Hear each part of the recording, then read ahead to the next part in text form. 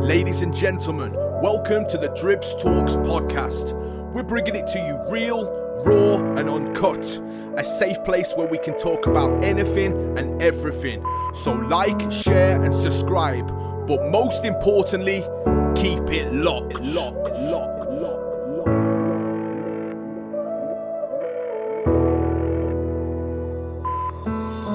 Everything's gonna be just fine. Everything's gonna be okay. Just take one step at a time. That's what the leaflets say. Yes, people, we are back with another episode of Dribbz Talks, the podcast where we identify some of society's most gifted, talented people, bring them into the hot seat to share their stories with the world. Now today, I have a man whose legacy expands over more than 29 years. One podcast will never do this guy justice. And when you talk with the pioneers in this scene that built the foundations of raving, you better mention his name in this list. His name is Lee Bennett, or as many would know him as the legend MC Livelee. Welcome to the show, bro. Oi, oi, Dribbz Talks and all the crew, how are you? I'm good, mate. How you doing today? Yeah, good as gold, mate. It's a lovely day out there, so it could be better, could it, mate? Absolutely. Firstly, I want to say thank you for your time, mate. I appreciate you're a very busy man, so the fact that you've took the time to join me, it means a lot, Lee. Thanks for letting me come, mate. All good. It's a pleasure, mate. We've been talking about it for long enough, haven't we? Absolutely. Now, going forward then, which do you prefer, Lee or Livelee? Whatever Anything people prefer, me, mate. It's all egos, there's two of me, mate. So I'll probably end up switching it between Okay, yeah. I won't stick to a certain thing. Anyway, so as with most of my guests, and I'm sure previous interviews that you've done, although I'm keen to jump in with all things rave music, I want to take things way back to the very start. So firstly, where are you originally from? So born in a place called Walthamstow, which is Leighton, E17 in London. So yeah, I spent most of my time in a place called Chigwell in Essex. So there was a TV programme back in the day called Birds of a Feather. Hey, I remember that. Yeah, remember that? Sharon and Tracy and stuff yeah. like that. Grew up there in quite a privileged area with my granddad and my mum. My dad left, and we then moved forward. We sort of lived there for some time, and then unfortunately, obviously, my mum wanted to go on her own, but we ended up in quite a tough area, which is life, but it makes us who we are and where we are today. But so I ended up in a place called Howard Hill, which is near Romford in Essex, and I cut my teeth there, definitely.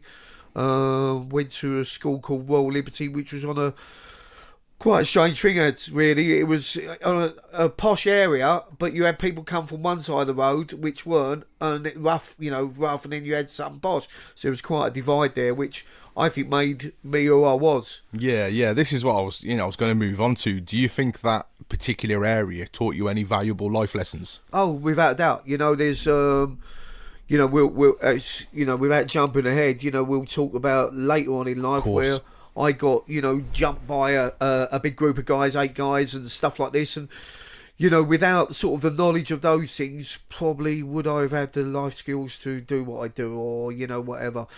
So, no, definitely, I think it made me streetwise and I've cut my teeth and, and meet different people. I think that's important, 100%. So growing up then, was you born in a musical household? No, not one bit, not at all. It's I've spoke about this before. I can't remember music being in my house. Wow. One bit at all. For so many of my guests, that's the first thing I ask, and they go, yeah, my dad used to play this, or we used to listen to this years ago. Okay, that's interesting, Lee. No, not one bit. It's my first recollection of music is when we had like little MIDI systems or whatever, and when the tape started coming out, there was a tape compilation called Deep Heat, which was all sort of dance music, and that's honestly the first I can remember listening to music. Obviously, I knew what music was. Yeah, of course, yeah. But it's funny, I didn't listen to music then, but now one of my favourite genres of music is sort of Journey 80s sort of stuff, because you can't listen to rave music, all the time. No. So, I have quite other genres that I used to go to, and, things like Howard Jones, Nick Kershaw, those sort of, that sort of music, which took me on a bit of a journey, I suppose, which probably went into my lyrics, I suppose. Yeah, as well. Absolutely. So, without going too far forwards, because we're still keeping early days here, are you very much like me? Like, if I'm travelling to a booking that I'm performing at, the last thing I'm listening to is drum and bass. I'm listening to anything other than that, because essentially I'm going to be spending 4 or 5 hours in a place with a big sound system listening to rave music, so I don't tend to listen to it on the way up there. Couldn't listen to rave music all the time. You know, at the end of the day, it's my job as well as, you know, I love it, don't get me wrong, but how many times can I listen to Heart of Gold or whatever or stuff like that and then going into MC it to it? You can't, you know, not saying I don't love it, but yeah, so yeah, I do like to get away from it, mate. I think it makes you switch off and then get ready for what you got to do. Was there anything particular you aspired to be growing up? No. I love my sports. You know, I was a very good hockey player, you know, on ice and roller and whatever. Play for GB, didn't you? Yeah, travelled the world doing that stuff, and you know, I loved it. But there was never going to be a career path in that. You know, it was just something I loved. So I didn't know. I knew it was always going to be something social. You know, something. You know, I think we look at academic skills were never going to be great. You know, something we'll talk about on the. I was dyslexic, but there was no diagnosis for it then. You know, so I wouldn't know. But so I think it was always going to be something along the lines of, you know, being able to talk to people, being able to communicate, whether it was sales, whether it was, you know, marketing or something like that, you know, which ended up becoming music. You know, don't get me wrong, I've always worked while I've done the MCing. Only a few years where I didn't, where the money was really there, you know. But, but no, in fairness, it was... never aspired to be, you know, yeah. Now I know, like, from doing my research, because I think I went to bed about 2 a.m. last night. I was completely lost in the world of Livelee. Let me tell you. Now, in the late 80s, early 90s, you headed out to Tenerife to work on a booze cruise. I did. And that's where you had your first introduction to rave music. Yep. Is that right? Yep. Okay, so I'm aware that, you know, you didn't slot straight into the scene as an MC, but more of a dancer. What kind of events was you dancing at, bro? Well, going back to the Tenerife thing, because this will put it in perspective, really. Yeah. So, you know, I've mentioned this before in other places, but I think it sort of sets a catalyst. I went to a club called La Rocca, which was in Tenerife, and I used to get on the boat and do all the things like the champagne diving, the wet t-shirt competitions for all the people on the boat. So I was on the mic all day. So when I got to the club, this La Rocca, the guy who ran the boat said, "Give this guy the mic," So I was just talking, but then I got into the dancing. I love dancing on the stage there and whatever. And it weren't about, there was no MCs at clubs anyway. So, but I got on the mic a few times. But who would have thought I'd come round that way? So then I got back to the UK, went to a big rave in with a friend of mine who had just split with his girlfriend. We got tickets at a record shop called Boogie Times, went there, and within 15 minutes, a guy who actually run the event tapped me on the shoulder, and I'm up on the stage. He asked me to go on stage, offered me money to go on stage, drink and other little bits and pieces to keep me going for the night, which, was quite weird, you know, going there for a night out, next thing you're getting paid, meeting a mate of mine who I'm still mates with all these years later, and dancing all around the world, you know, actually on stage in some of the biggest shows possible. Yeah, that's where it all began. So you mentioned that there was no MCs back then, but name drop a few DJs that were active on the scene back then. Well, how funny is this? The first guy that the rave that I went to, that I went on stage and danced with, so I didn't know what the DJs did. I knew they mixed, I knew they played the records, but I didn't know what their job was. I didn't know that they'd done an hour each and then the next one coming. So I walked up and introduced myself to the guy on the stage, and it was Slipmat, who's now still one of my best mates in the scene by a long way. Big up Slips. Yeah, big up. Yeah, no, it was funny that he was there at the first ever event. He probably don't even know that, actually. So I've never told him that. So, no, and then we've ended up doing shows together. You know, we've done Wild and Alcohol Soldiers together. So, but, you know, going back to the MCs, there was MCs then, but what I'm on about, it wasn't a headline thing then, you know. I'd say you had the three main ones that I can remember from back then, which was GQ, MCMC and Stevie Hyper D. Of course. Fast forward probably 3-4 years, then they got, you know, they were the biggest heights, you know, but then they were probably doing their groundwork that we've had to all do over the years. But, you know, that's who I remember. There was probably others, you know. Yeah, of course. Now, when people talk of the early raving days, they think of the acid house movement. Was that the genre that was doing the rounds at that particular time? Well, Essex is where a lot of that started. You know, the free illegal parties, the that sort of stuff. You know, there was meets at certain places. They were avoiding the police. They were doing this and whatever. But I was more into going to clubs. There was a club called Berwick Manor. Yeah, which was quite a well-known sort of, you know, acid house start of the place. There was a club called Limelights in London. You know, those kind of places that I went out to where the acid music was playing, which then changed into breakbeat, sort of rave and whatever. Yeah, so yeah, I was definitely involved in that. Yeah. But I actually, the music that I danced to on the stage was when the rave music had started, not the acid house. It had progressed into that, but I actually went out dancing to the acid stuff, you know. Okay, yeah. Now, I'm aware that your paths first crossed with what was set to be your right-hand man in this scene, Dribbz, at a venue called Roller Express for an event called Elevation. Yep. Now, at what point did the crossover from dancing to being an MC come? Well, yeah, it's Elevation was... You probably know the guy who actually runs Elevation. He runs a rave called Moondance as well, a guy called Funky. Yeah. Yeah, okay. So he was one of many. There was Elevation done an event at Roller Express, which was in Edmonton Business Park, which was a real amazing venue. Big roller rink, but, you know, set out to be one of the biggest rave venues. But, yeah, he done a rave there, and I met Shane. Shane had just made, obviously, his first, you know, track with Wish Doctor, which was Music's Wonderful, with Grant Nelson. And Shane wanted to start doing some PAs.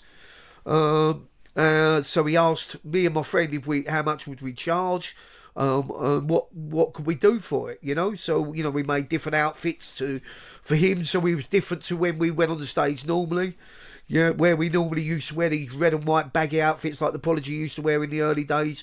We then changed it to different colours and different outfits, you know, and stuff like that. So it had a bit more original, being more original to Dribbz, you know. Yeah. I was going to say Dribbz and Livelee then, I weren't even Livelee then. So, yeah, that was that. But then the actual time when to switching from the dancing to the MCing was, what we spoke about earlier was, yeah, you've done your homework, clever boy, because I don't think anyone else knows that there was Elevation done a rave with Ravelation at the Rave Dome in Hounslow, yeah, right next to Big David Lloyd indoor tennis centre. It's huge, absolute sweatbox. But yeah, we done a set there, and a lot of the MCs didn't turn up, so I had all my outfits on, and I ended up getting on the stage and MCing along.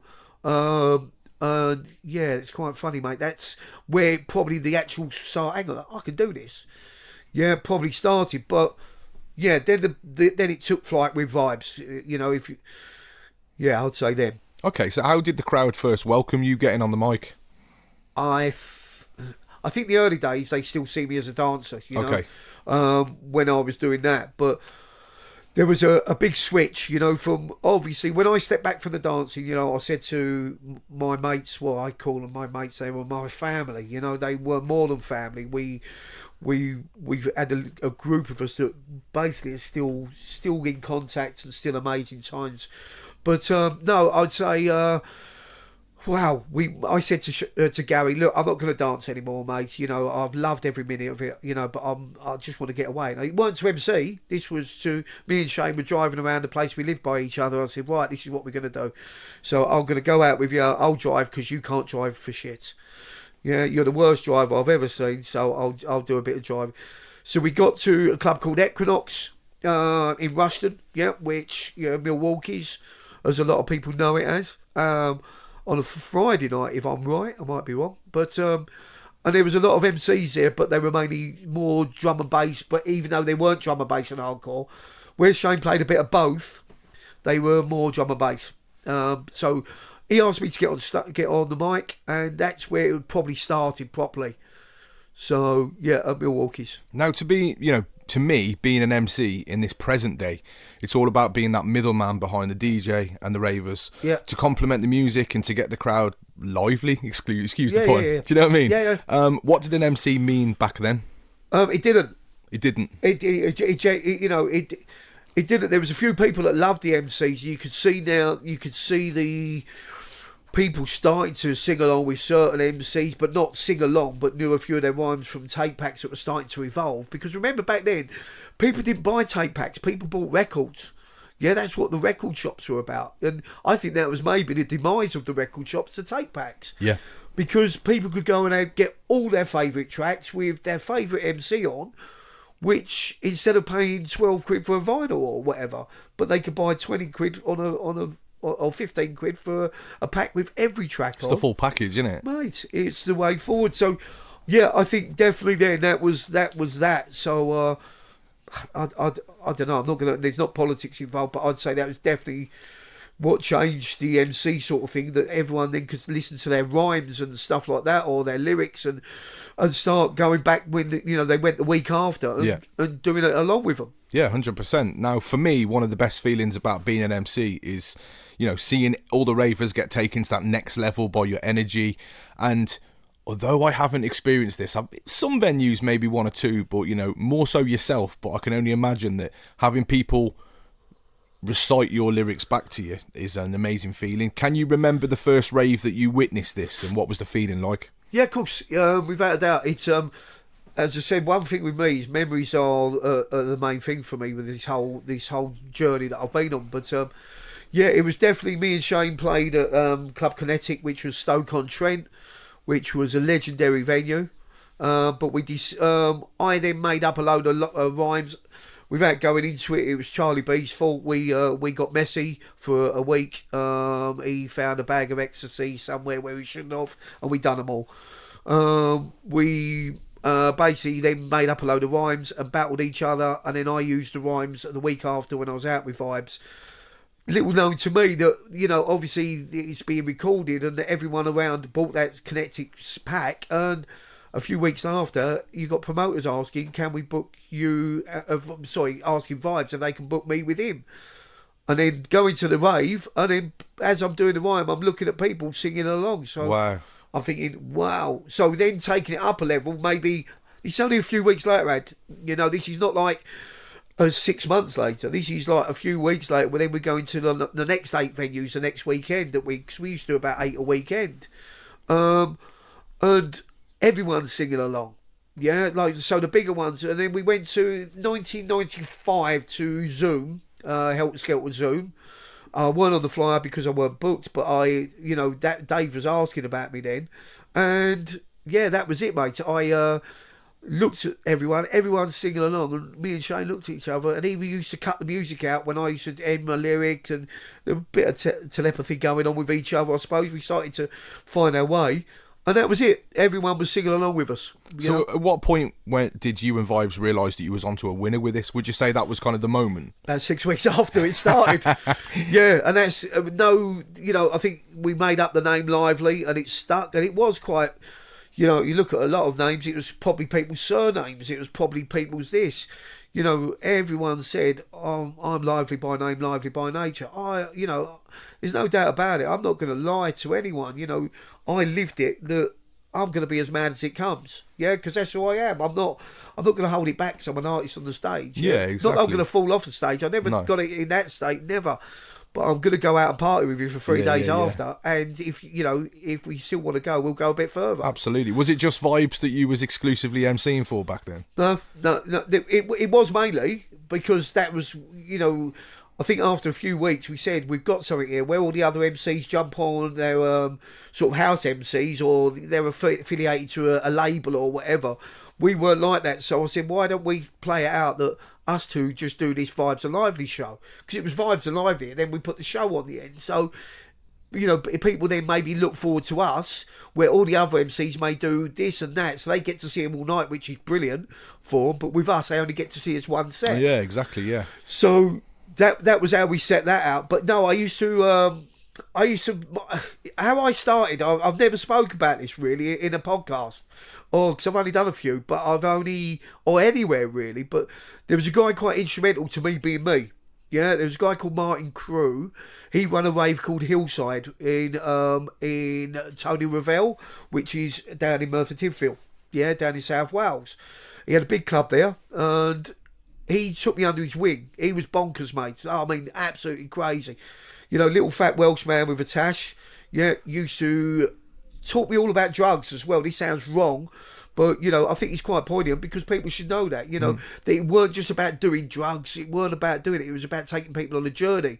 So making it fun, you know, and not just doing a drug for the sake of it. Yeah. So, but he also used to have messages. So halfway through the night when we've done about 3 E's and we're buzzing and we're in the middle of some council estate setting up DJ sets and stuff like that, he used to come out and go, what about doing this rhyme? Yeah, I just put it, but doing it with voice tone. Because he used to say, like a lot of us back then, we were very one tone. Yeah, so putting depth and having, like, listening to this song and that song. And the song that he used to always play at the end of the night when I left, his house, was Funky Cold Medina. Okay. Yeah. And he said, you know, listen to it, listen to the word, listen to the tone. Yeah. And he used to do the faces. But he pushed me all over the place. And then one day while I was one of the big helters, he was stood in the crowd. It was just like he was looking at his lad, you know, because he knew he would never be able to do it. Yeah. But he could see through my eyes and he was proud. I love that. Yeah, unfortunately he passed a few years ago. I went to his funeral, but without a doubt, I played for him. I also DJ'd for him because I'd done a little bit of DJing, but we won't go into that because that's not a big thing. You know, a lot of people went off on the DJ MC journey. I'd done a few because I had the opportunity to, but I was an MC. Yeah, no, I get that. I also done some other bits with but never, it was always Vibes and Lively apart from my other residency, which was Northern Ireland. Get you. Now, being an MC, like currently, I think it's really important to be aware of the roots from this culture, and you know, you only have to look on YouTube to find so much footage from the early 90s. Yeah. And you know, especially like keeping in mind for me, and this is one that I get blown away every time I watch it, and I'm gutted that I wasn't at the age to even, you know, be involved in it. But Pandemonium Telford Ice Rink, you know, watching the attire that everyone was wearing, the vibes, it just really blew me away. It truly looked like inclusive, carefree, good vibing days.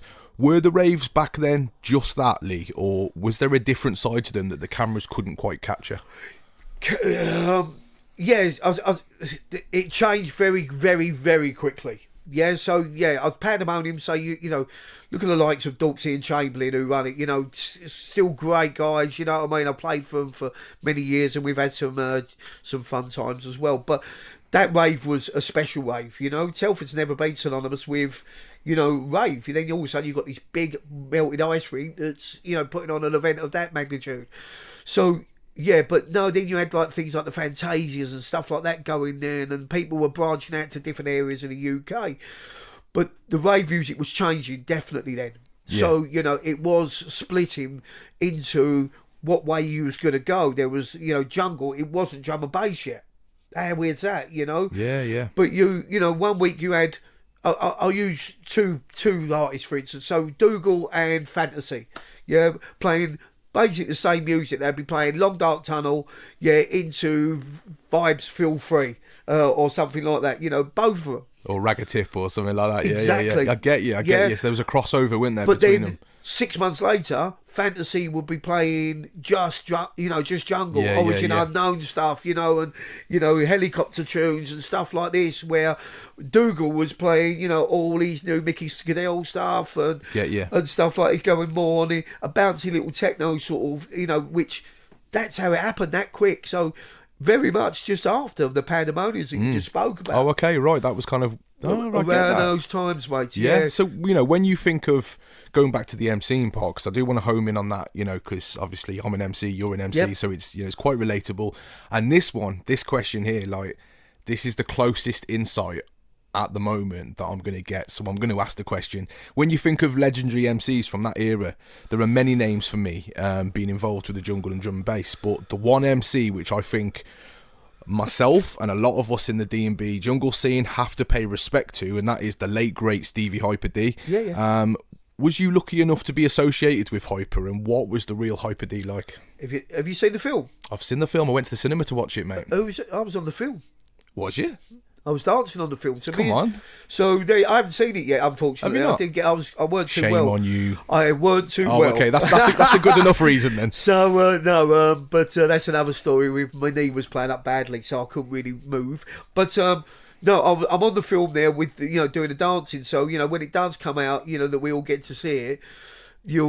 I've been told that I'm on there, but I knew Stevie very well. Talking to him and everything. So in the back part of your subconscious, there's a big part of Stevie D. Stevie Hyper D.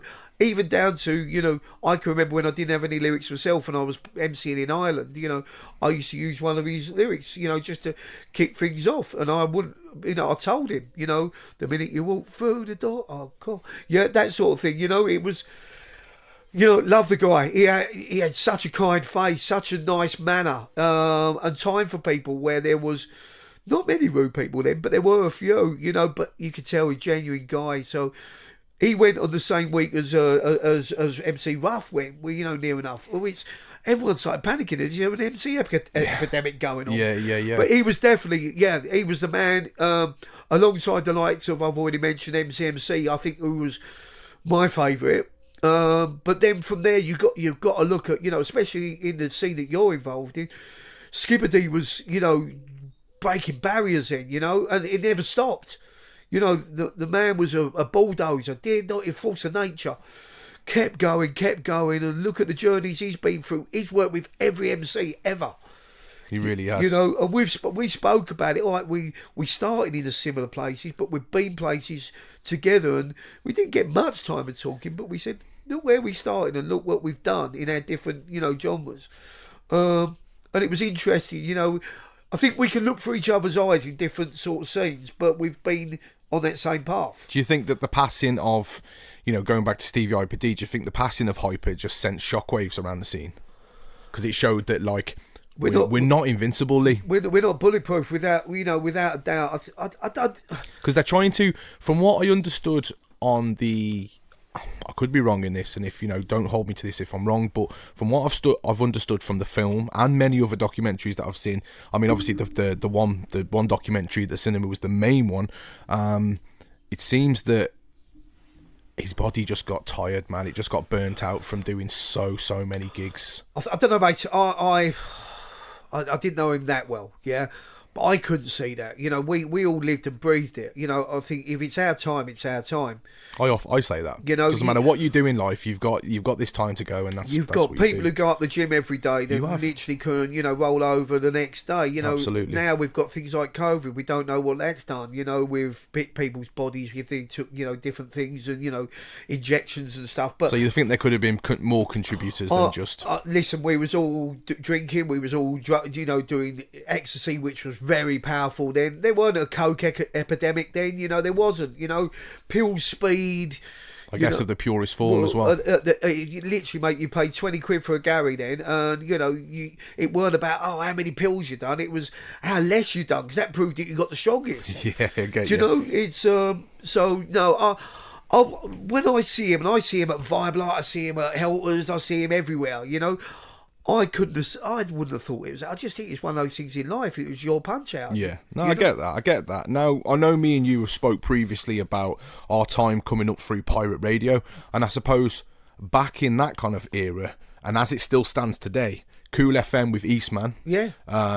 They was the leading station of its kind. Yeah. And was you lucky enough to perform on Cool, and what was the experience like? No, I've had the opportunity since to go on, Cool and stuff like that. With Danny Bunter used to do some guest shows on it, and you got Brocky Dare and people like this who are legends of that pirate scene. And I mean it. Did I have the time or the discipline to maybe do that weekly? No, but I did start off on a big pirate radio station called Dream FM. You had the likes of DJ Spinback and people like that who started that, who went on to Dream F, obviously all the Dream magazine and everything.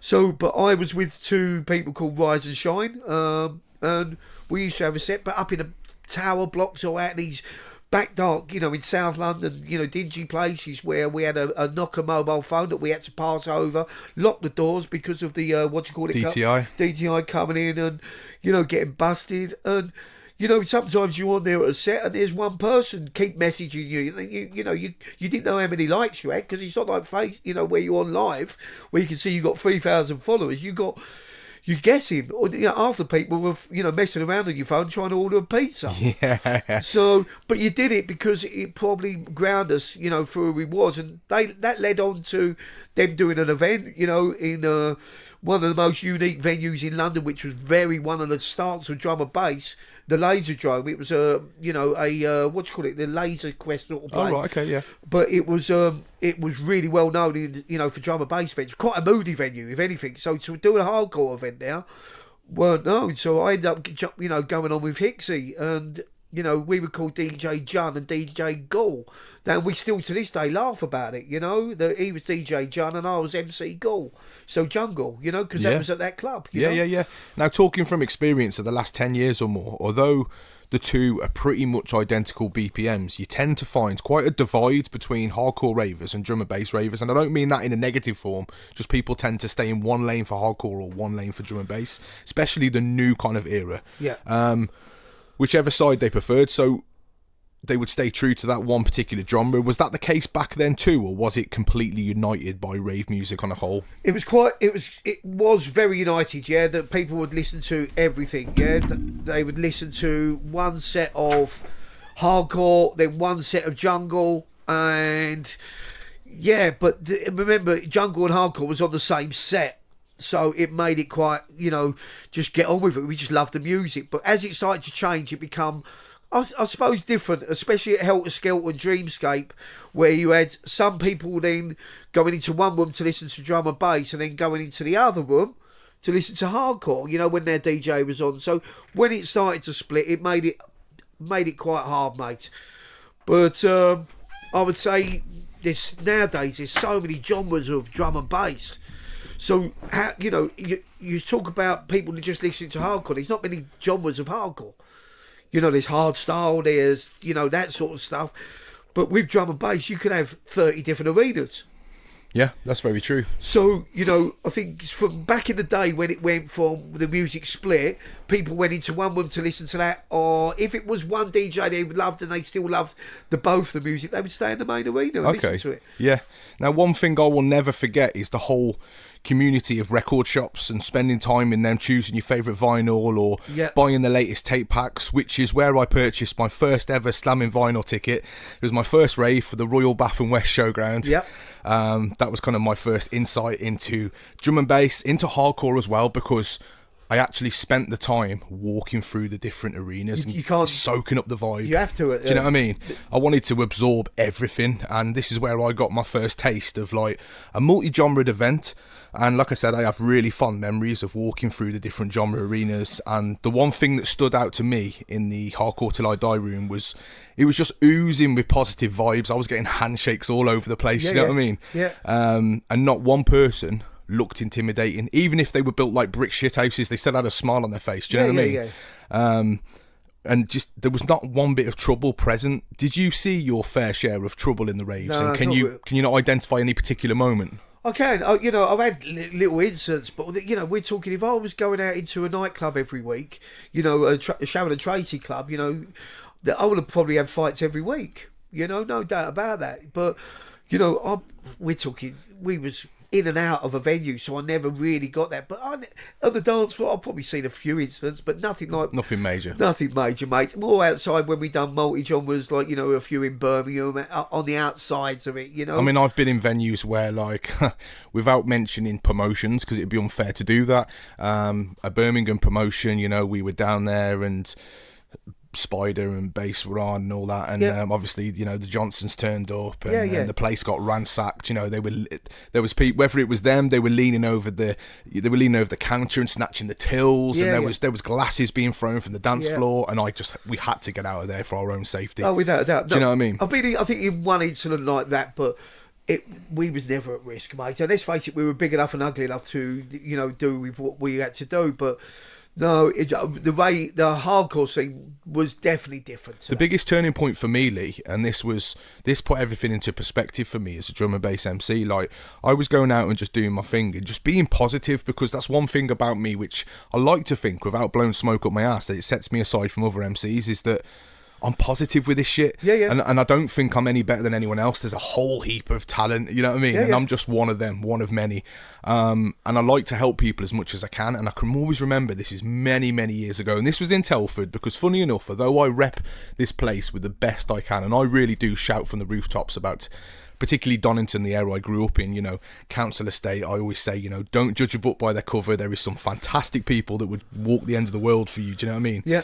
But Telford on a whole, it's mad. Like, obviously, I'm born and raised in Telford, quite well known within the scene in Telford, but raves within Telford I tend to steer clear of, because they just get ruined by just idiots, do you know what I mean? I've seen it, mate. And what I'm trying to say here is basically the one thing that put it into perspective was many years ago, there was a nightclub in Oakengates called, it used to be called Coco's, it was called The Office or something. Doxy and Chamberlain had it. Of course, yeah, but this is before them guys. Yeah. Sorry, this is after them guys, sorry.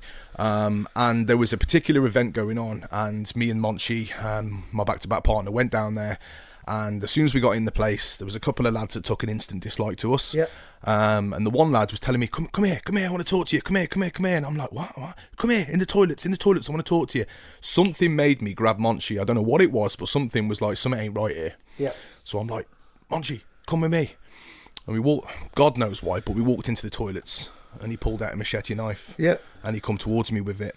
And straight away, I backed out the place, fucking ran out the place, straight in the car, straight home, and held my kid so fucking tight when I got home, and and that's when I thought to myself, Lee, why? For the love of music, there could have been a potential for me to have been seriously hurt or lost my life there. Yeah. And I will never forget that feeling. Over what? Exactly. You know, Telford, listen, obviously this is going out all over the place. It's not just going out to Shropshire, even though, you know, I live just up the road. But Telford is one of these areas, like many areas in the UK, where the town centre ain't really the town centre. You're made up of little sort of estates around where everyone's got, so you've got Oakengates, you've got Trench, you've got Wellington, you've got, you know, all these scattered areas, and then you've got like the Woodsides and stuff like that, the TF7 side of it, which, you know, is a different beast, you know, so I get it, but you've got that all around the UK, in different scenes, but the rave scene, I think, took people away from that. You know, a big area for us was Birkenhead, and if you want to see tough areas, and you know, that's up there. You know, we're talking, these are hard firms. You know, the Woody, the Nokia estate you wouldn't want to walk through there in a night. And I've grown up in East London, mate. Yeah, but you've got some of the people with the biggest hearts and most love, and in hardcore, that's what they got away from. You know, like when I said I played at Ireland, I went where you had two sides of the divide from Catholics and Protestants, that were, we were not on about fight, were killing each other, blowing each other up, you could not go with another family member if they were that, you were going to get shot, to going in this club and forgetting everything, and they were just loving it. Love that. So I think that's what you mentioned about walking through the HDID arena. I even struggle saying that because I didn't do many HDID, funny enough. No, I think that was what you see with our music. We certainly had to like earn our stripes, you know, like me and Monchi would get booked in Birmingham, and way back then, Birmingham, we'd never step foot in, and like we get into the club and, you know, it would be, there'd be a big culture presence in the scene, and like, you know what I mean, they see us get on the mic and they'd be like, who the fuck are these two? And we were kids back then, man, 17, 18, do you know what I mean? And I can just remember them, there were so many guys just stood there with the screw facing at us, just right in our face while we're MCing, and then half an hour later they're like, oh, actually these boys are alright, and then they're vibing to us, and that was a great feeling, seeing someone completely turn their perspective around. Well, it's the same, you know, I'll give you an example. We're talking to Birmingham, you know, Flashback was one, you know, which was an early sort of multi-genre event, you know, and Jimmy and you know, literally they put an event on where they had hardcore and then drum and bass, so you had all these, you know, Rastafarians standing there, dreadlocks standing there, like, you know, listening to whatever, and then we go on playing this rave stuff, but they got it eventually, or they didn't, they just went out and did their thing, you know, so No, definitely get it, mate. So while we're on the kind of subject of venues, we can't talk about raving without mentioning the legendary Sanctuary. Yep. Now, due to my age, be honest with you, I missed out on a lot of them events, but I did attend the last ever Slamming Vinyl at the Sanctuary. Yep. And I remember the lights coming on And at the end, and people were genuinely in tears, Lee, because this iconic venue for so many people that had threw its final party, to the point that people were trying to pull bricks out of the walls for keepsakes. Yep. What memories do you hold of the Sanctuary? I've got every memory from it, mate. It's without that place, none of us would be who we are. There's no doubt about it. And I don't think the Raves would have carried on nowhere near as long across the UK. Whatever genre, without the Sanctuary. I didn't play at the Sammy Vinyl. I played a few weeks before at the Uproar, the last chance to dance, because I lived in Spain then. But I played there. I played for most Slammings, but I didn't play for that one because I'd done Uproar. And I would have got in more trouble with the ex-wife. But no, in fairness, for me that venue was, I don't know, it was just, because it was centre of the country, it was just a hub. It was like having your main office, your head office. Do you see it as, because I see it now, my days, like, I can perform all over the UK, but when I go back to the butter market, that's kind of my, like a team have their home ground. That's my home ground. Yeah. I walk in there and I just feel perfectly at home. I know what I'm going to expect. I know what the vibe's like. I know where everything is. Yeah. Is that kind of the same for you with the Sanctuary? It was. Yeah, no, definitely. The Sanctuary was. I think that was that for everyone, though. We all had our favourite places, but I think the Sanctuary was our safe place that we knew what we was going to get, and you always knew you walked out and you had a great party. But then again, it's like an ex-girlfriend had, You've got to look at it. Near the end, there was a few events that failed. A few of, they started opening the doors to get other promoters in, and some of them didn't do that. Right. Yeah. So, the likes of when we done the Millennium, the last ever Helter Skelter, and bits and pieces, which was, it was probably Dave's toughest event, because he'd done a drinks package and people weren't paying that stuff. And there was so many other events going on that night. But, you look at Mickey Linus, who run, Dance Planet, he done one there, and, mate, it weren't good for the. I loved that fella, mate. Spoke to him just before sadly he passed. And I think that contributed to it, because, and the place was falling apart. The toilets were overflowed. So recently, leading on to that we done the Sanctuary reunion. Absolutely, that's kind of what Sorry to interrupt you there, bro, but that's kind of what I'm moving on to. Really, fast forward into the present day. We're now fortunate to have Sanctuary Forever, which is held at V7 Saxon Street in Milton Keynes. Am I right in saying that this is the very same spot that the Sanctuary once stood? 200 yards. Well, that's good enough, isn't it? 200 yards, so a stagger, after a night out. Yeah. Whose idea was it to bring the Sanctuary events back to the light? Without a doubt, there's no doubt about it. It was Majika.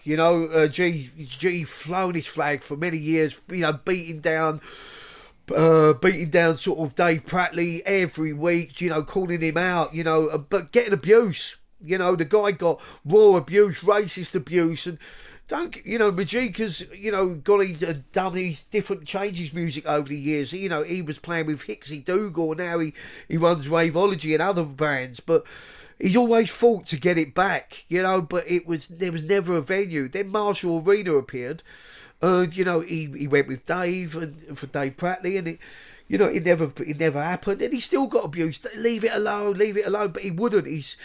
He's tenacious, mate, But he certainly got results from being relentless, do you know what I mean? So you've got to give him that, and he built his brand, mate. He got us all involved, there was the likes of Brocky, Stevie Brocky, Nicky Black Market, myself, Vibes, Dougal, Slipmat. I think Hype was down there as well, wasn't he? No. Oh, I'm sure I've seen Hype on the one of the flyers, mate. Not in the original picture. Okay. I can't. No, he's not in the group. Maybe, maybe I might have had a drink that night. And Carl Storm, but Carl Storm didn't end up doing much with it because he stepped back a bit. But you had then a few others jump on board, like the likes of in different genres, like M Zone and. Who's a crazy Mark E.G. And people like that get involved. So we all got together and pushed this because we wanted to take people back to that magic place, And November last year, Hype played it. Sorry, he weren't to do with the promotion. Oh, my side. apologies. Is that what you were explaining? I was trying to prove something there. I'm sure I've seen his name on there. No, on the flyers. On the event, you had near enough every artist who played from back then. Okay, but right. regarding You're the talking actual about the ambassadors, the promotion side, you. there was a small group of us that got our databases together, got behind Majika and Ollie and the guys, and made the brand relatable. Does that make sense? It does make sense. That we all want to go back there, but we want it to be, the only reason we're going back there is because it was what it was. Nostalgic. And it sold out that quick that we had to all sit down and talk, and then they had to get one the week after. There was a lot of people that weren't happy that they missed out on that first one, so it was good that, he put out a second one. The problem is with that, then you had people say, oh, you knew you was going to do this. We didn't. No. Yeah? So we only did it for the people that missed out. But then you had people saying, I want to add that lineup instead of this lineup. So with everything nowadays, with, social media, it makes it harder. Yeah, but don't get me wrong, mate. 2 events went off. Yeah, no expense was spared. It was awesome. And it had the sanctuary feel, but in a nice, clean, perfect environment. Love that. Which people don't remember at the end. The sanctuary was getting down to bare bones, but we loved it for that. But this was like a grown-up version of it, but with all the old faces on the dance floor, on the stage, who were still here. And we had done a tribute to all the fallen soldiers as Love well. that. Which was truly amazing. I've seen that video, mate. Oh, mate, I mean, I weren't even there, and the hair stood on the back of my neck. When Randall flashed up on the screen, and so many others. I was with Randall a week before he passed. Yeah, my grandson was on the stage with him. Really? I've got a video. It's unreal. And this is what I say, Lee. Like, sorry to interrupt you here, bro, but this is what I say. Like, I've always stood by the fact of, like, if you see these headliners out and about, I've got a few mates that would go, like, I'm just going to go and speak to, let's say Randall, for example, because I did, make the effort to go and have a picture with Randall. A few of my lads would go, don't bother him, like, just leave him to it. And I'm thinking, I want to go and reach out, and I want to tell Randall that when I used to buy these packs, he was one of, like, Hysteria packs, he'd be one of the first. There would always be a certain tape that you'd know would be fire. Yeah. And I'd always grab the Randall tape and something else, and I told him, and he seemed really pleased with that, and we had a picture together, and then I think it was about 2.5, 3 weeks passed away, and I've got that picture of the two of us now. Do you know what I mean? I could have quite easily gone, I don't want to really bother him. But if you see these headliners out there, make the effort. If they've made any contribution to your raving kind of journey, let them know. Oh, without a doubt. Let them know. It's very hard, though, because obviously sometimes, you come off just after doing a set, you're hot, you're sweaty, and whatever, and then you've got like 30 people. True. But I think we're all approachable, and, there's got to be times and places, but they're all my friends, to me, they're all my heroes. Without a doubt, any of these artists, I would still listen to their music and still be fanboy, Yeah. And when I've booked them over the years, from the likes of Slipmat, who's my mate, I'm still, buzzing that I've got this guy who I used to listen to, side people like that, these are all, and then bumping into all my old mates, like the fantasies and stuff, when we go play in Germany, they're all normal guys, or normal women. Of course they are. So go up and talk to them. Go and tell them, listen, I was in a real bad spot for 6 months of my life, or I was this, or we played you at our wedding song, or, all these things mean so much to us. And without that, these are the things that we do it for. Yeah, and I'm sorry, like, if you're putting yourself in the limelight, kind of what you've always done, it's part and parcel, Lee. Yeah. Like any of you artists that said, I don't like people bothering me, well, don't put yourself in the limelight, you know what I mean? It's one of them, innit? But why do you think that it's important to pay respect and homage to these legendary brands by having these reunion events? Well, I think what's going to happen is, mate, we're losing people. Eventually there's not going to be any of the old guard left, so while there is a few of us still around, let's do that, let's get the names of these big raves, the old school raves, the ones in the middle, get them back out there so people know it without flogging the dead also.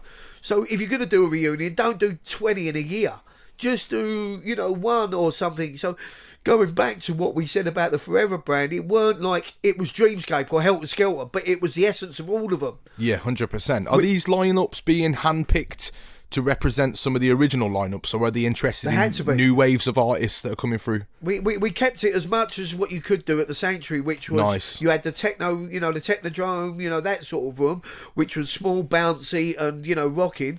Yeah, you had like the two arenas where you could, if drum and bass was in the main arena, you could go into the other and listen to, one of the other playing hardcore, and then walk back to the main arena where someone else was on, and that's what exactly was done there.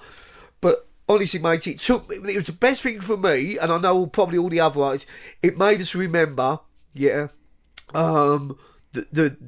prime time of when it was what it was, when we were soldiers, I call it, I look back and go, yeah, okay, we've done loads of little gigs in between, and we've done some big gigs, but that was what we was every single week, and that's what the crowd were loving, so we've all gone off in different journeys since, but no, truly amazing, mate.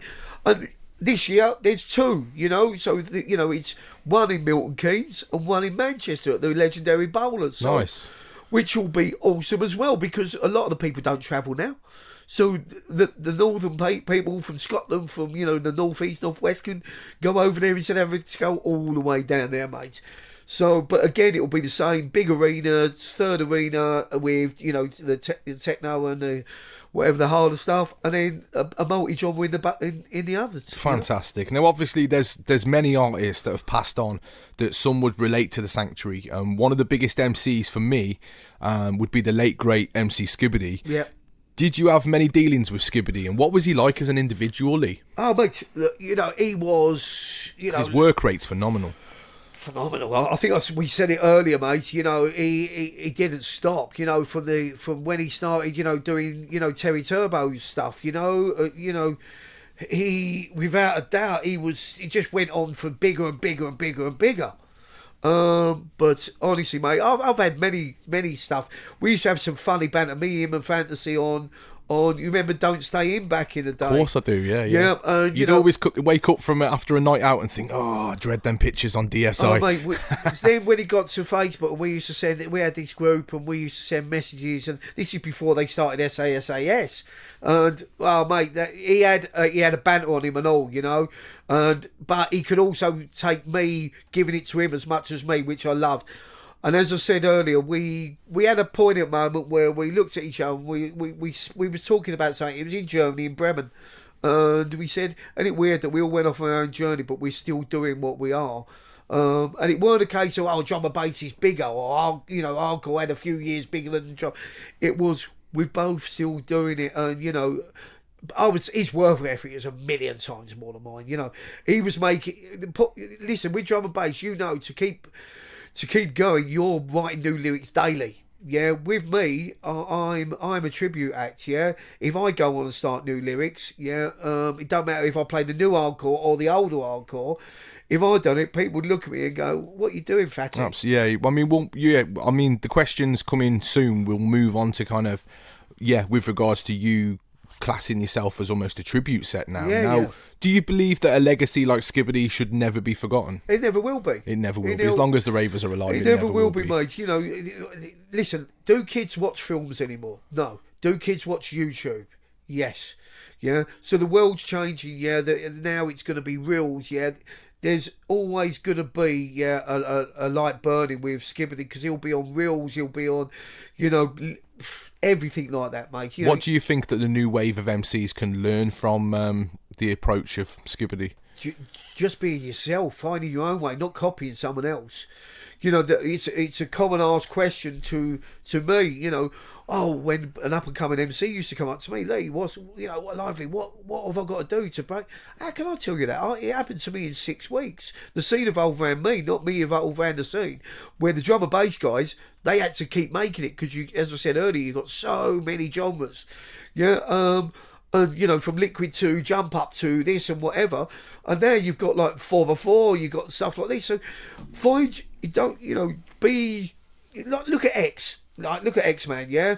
He can probably MC to all of it, yeah? 100%. Where some of them can only MC to that, or it don't sound right them MCing to that. So either be unique that you can bounce off them all, yeah, more like a host, more like that, or that you're going to be this guy who's specialised in that that genre of D&B. I think it's quite a gift as an MC, like for me, depending on what booking I get and what kind of style they've got, I adapt myself so I can be someone that will fire lyrics off, 32, 16s, or if it's more of like a liquid set, we'll then go in reverting ourselves back to just minimal hosting. Yeah. Do you know what I mean? And there's some MCs that will go on every set and fire lyrics off, and sometimes it's just not needed. Do you know what I mean? So you kind of have to adapt and assess the ravers as well. I'll ask you a question then. Flip it then back, like say 20 years, yeah, and drum and bass was where it is now. I don't think do you think you would be that, or do you think you would have specialised in the music, the drum and bass that you loved? Yeah, I think you're probably right there. Yeah. Do you get what I mean? Yeah, I do get what you mean. Would you rather be the best at that, at that bit, or would you rather be the master of all trades at all? Yeah? Probably the best at one. I think the best at one. I think the best at one. Yeah? I'd rather put my eggs in one basket and be that superstar of bang. But I think going back to what I'm glad you answered it, honestly, because going back to the Skibbity thing, I think Skibbity was amazing at it all, and there's not going to be many like that. No. Yeah, even a lot of the new guys who are amazing, I still don't think they're ever going to have the legs that he had. No. And there ain't many people that can get on a mic and bark like a dog and it still be completely accepted. Do you know what I mean?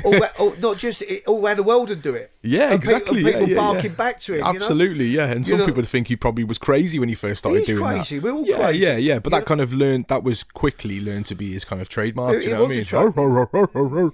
Yeah, you know what I mean? It was just, that was Skibbity like. I think subconsciously he probably didn't ever set it to be a trademark, but it became it. Of course not. And we all had it. We all had our bit, which become us, So way back in the early days, there was no internet, so MCs and like-minded artists, they had to individually promote themselves. In what ways were you expected to do this, Lee, back then? With no internet? We weren't. You weren't? Okay, no. right. I was. There was a few magazines. There was Dream magazine. There was Eternity magazine. There was M8 magazine, DJ magazine, which covered all the genres of music. But they were more a reporter going to the bigger events or the clubs. Just reviews then, yeah. You had things like Hitman and Her on telly and stuff like this. That went to Club Kinetic, and we've been interviewed on stuff like this and.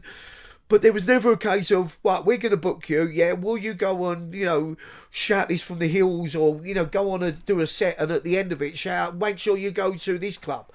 It was never like that. The promoter was a promoter. Yeah, they had a flyer team that went out and flyered. Yeah, then Facebook come on, and it became, people were liking it or saying they're going to the event. Yeah. And then it got to the stage where the whole thing of being an artist had changed, yeah. Your job was to promote the event, and promote yourself. So, and you used to say sometimes, hang on to the promoter, what's your role in this? Yeah, hang on, I don't mind doing it if you're doing it, but I ain't, I'm not just, you're paying me, fair enough, but I'm not bringing everyone here for No, you. of course not. Now, obviously, times moved, and with that, technology massively progressed too. And all of a sudden, everyone and anyone had access to the internet. How did you cope with the changeover, being expected to have an internet presence and to promote yourself through that? I struggled. One regret for me is that I didn't get into the production side. Don't get me wrong, I've made quite a few tunes, and I've been lucky to jump on with some good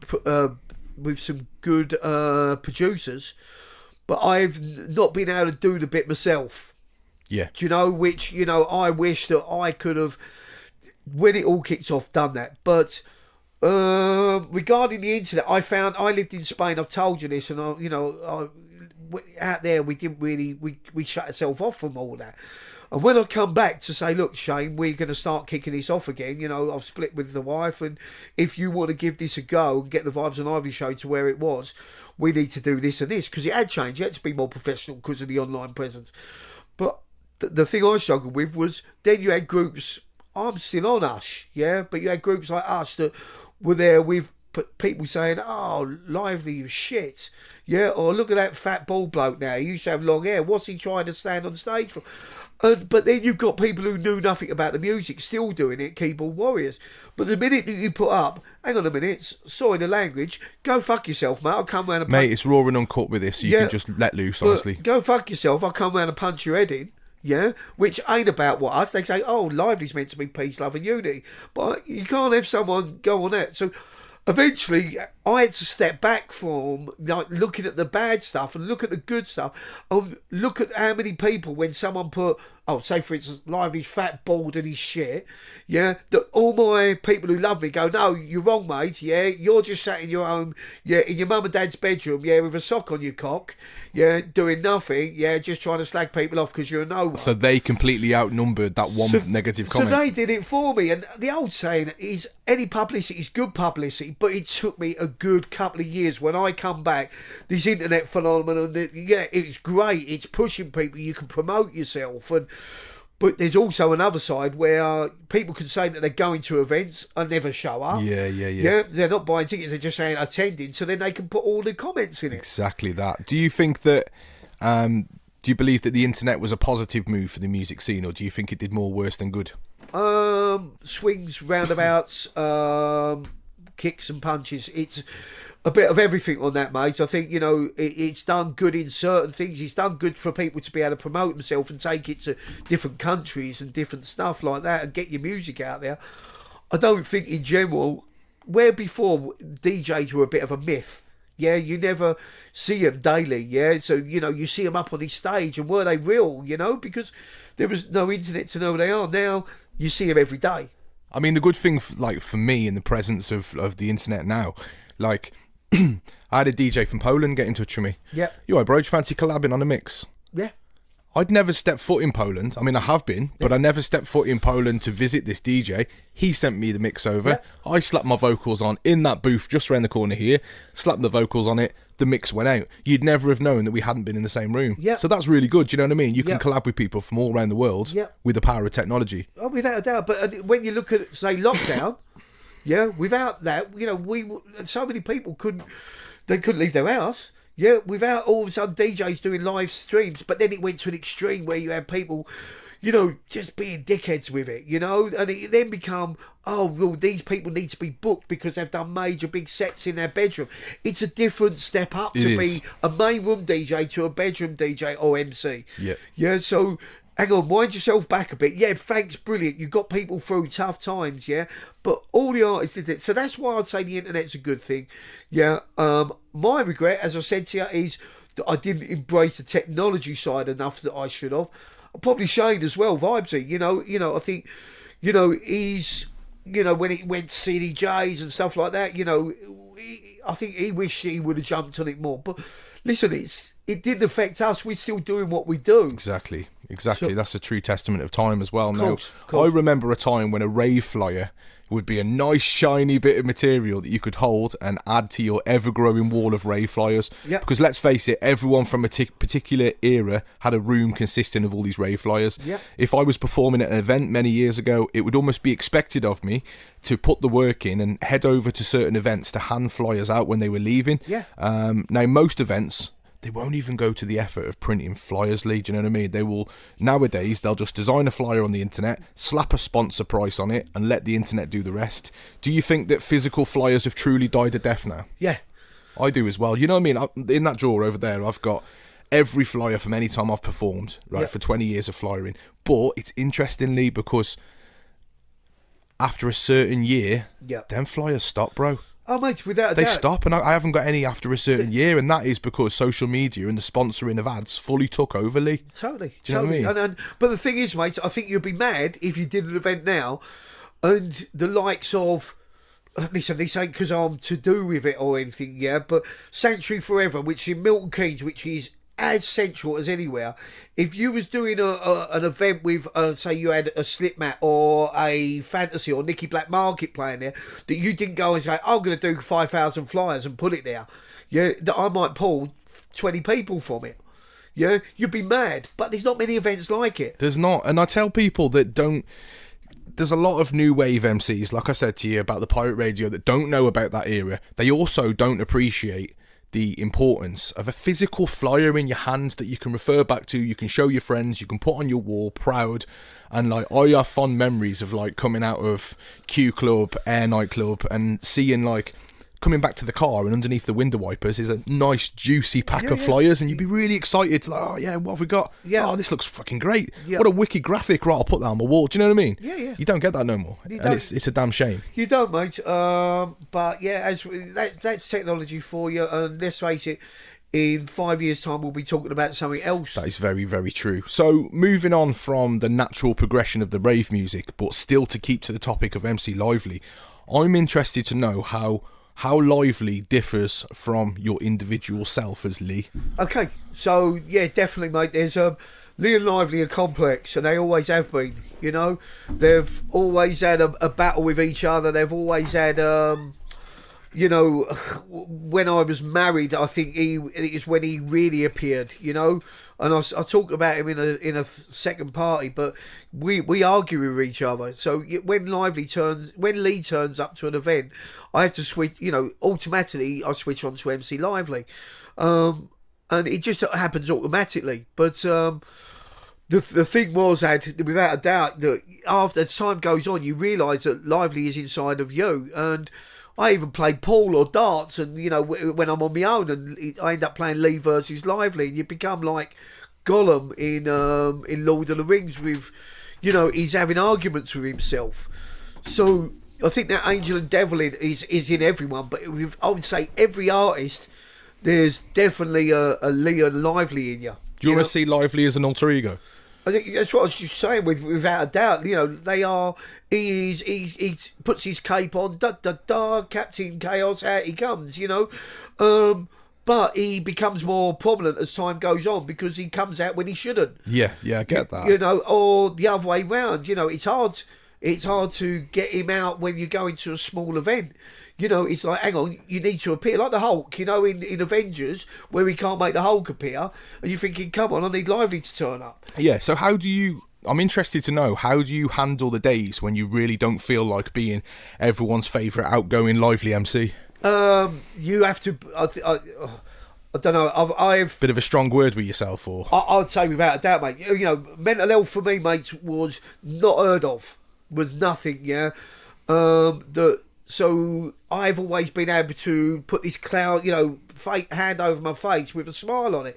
Yeah. Or when everyone's there, I can turn into Livelee, and then quite easy go back to Lee. But Lee weren't much different then back in the day, because I had no worries in life. And then I had an episode of two things happen in the space of, you know, a year, yeah, where blew my mental health. Yeah, and then you realise, hang on a minute, I've really got to not let people see Lee. Yeah, you don't want to be vulnerable. Yeah, and you know, at the same time, because does that affect your bookings? Does it affect this? Yeah, does it mean that you're a weaker person? No, it don't. But my way of dealing with it is, anyone who phones me up, they go, all right, Lee, you all right? And I could have shitloads of problems on, and I go, yeah, I'm good. Yeah, where a lot of the other guys, yeah, they've got no problems, but they feel like, oh, I've got loads of shit on, and you're thinking, you ain't got nothing compared to me. Yeah, but I've just said I'm good, but you're reeling off your stuff. So you have to then think, well, hang on a minute. So everyone's got different ways of, you know, we've all got some kind of spectrum in us. It don't matter where, mate, but it's just what it is. My thing was, I got hit head on with probably 2 triggers, yeah, which blew my mental health, you know, and it was when I lived in Spain. That's when I found out who Lee and Livelee really was. Yeah, and I think if you ask any artist, you know, they must rely on that other one certain times to get them through different bits. So aside from the music, you know, as I've told you many times now, my biggest niche in life is supporting other men with their mental health. Yep. It's a silent killer for some, but it's a feeling that many of us will experience at least once in our life. And I think it's really important for my listeners to hear of others like yourself in the spotlight sharing their stories. So what was you can choose to go in as much or as little detail as you want, but what was your first experience of mental health? So I'll whack it out. This is the first time I'd say I've spoke about it. I think it's been out in well, I've typed stuff out, but I've never sort of, you know, spoke about it. But you know, my life was always very good, yeah. So, for instance, as I said, you know, my upbringing, cool, yeah, good, yeah. Then I got into hockey, I was great at it, yeah. Managed to be excelled at it, yeah. Then I all of a sudden become a dancer, yeah. I'm on the stage with all the biggest clubs. Then I'm MCing it, yeah. hang on a minute, this is all going great, yeah. Never really had much of a problem with money or anything, so I had no worries. So, as I said, I built a villa in Spain. Me and my ex-wife decided to do a last-ditch attempt of keeping us together. Obviously, we had 3 amazing kids, which was the best thing of what come out of me and my ex-wife, you know. But apart from that, we didn't really get on. There's no lie about that. So to move to Spain, where you've got no one around you, no support network, with 2 people who don't really like each other, but you're still bringing up a family and still trying to earn. And me stepping back from the MCing, obviously, Lively's been put to touch. I'm dealing with everything on my own. So you can't run away from it. It just hit me smack in the face, bang. And we split. So she went back, and then all the divorce was going through, and she was getting the villa. So I'm losing my house here, everything, yeah, and obviously taking a lot, all the money out of the accounts, and my kids had disappeared. But I managed to get back on my feet, and this is where I'm leading to regarding the mental health side. That I met a lady. I'm not going to go too much into it, but I'll give you the broad oversight. I met a lady. We got very close after my wife had left. After about 6 months, she moved into my place. She had a young boy. Unfortunately, he tripped, fell in my swimming pool, and passed away. And it was me that found him. Jeez. So, without going, because I can't go into it for reasons, but this changed my life, because obviously I was major in love with the girl. I had brought this lad in like my own lad to my own house, but he died in my pool and I was there. So for one, you get blame, you get everything, you get blame, you're blaming yourself, but other people are blaming you. You're all sorts. And me and the girl split. Then I lost my villa. Yeah, straight after. So I'd lost everything. So my girlfriend, my new family, my actual family, my kids, and my house and my money. What am I going to do? So I lost it. I ended up in a hotel room in London, with, let's say it as it is, with ladies of the night, bag of drugs that was ridiculous, like we're talking, 2 ounces of powder, drink and stuff, and not speaking to any of my close friends because I was embarrassed probably, but you don't think that at the time, you think they're pecking your head. To end up in one, a hospital where I'd, overdosed on all of that. To, hang on a minute, I've never had anything like this. And then I had a consultant who come up to me once it was all sorted, and I had to sit there and go through it, and talk about these things. And he went, Lee, you're not like these others. A lot of people's mental health is, they've had a bad time as kids, or they've been abused, or they've had no money, or they've had an incident. Yours is, you've just had 3 things happen where everything else has been good. So life's like a pint of Guinness. If the head ain't right, nor's the rest. So you've just got to get your head right. And I got it. That one thing that he said, that a pint of Guinness I could associate with. I get it. I get you. But don't get me wrong, ever since then, I think every time of that year, when the lad passed, it comes up and, you have bad days. I bury my head. Yeah, I am a flamingo, I put my head in the sand and I don't want to talk to anyone, even if, and I find people tend to annoy you more, with stuff like that. And, I've helped more people than I'd say, has helped me, because I've not let people help me. I'd rather just let me deal with it. I can deal with it. I know you should get, but I've got a wicked support network. My wife is something else, without her, there's no doubt, I doubt if I'd be here. Yeah. At that time, I didn't have no focus. I'd done everything I'd love. I'd had a great life.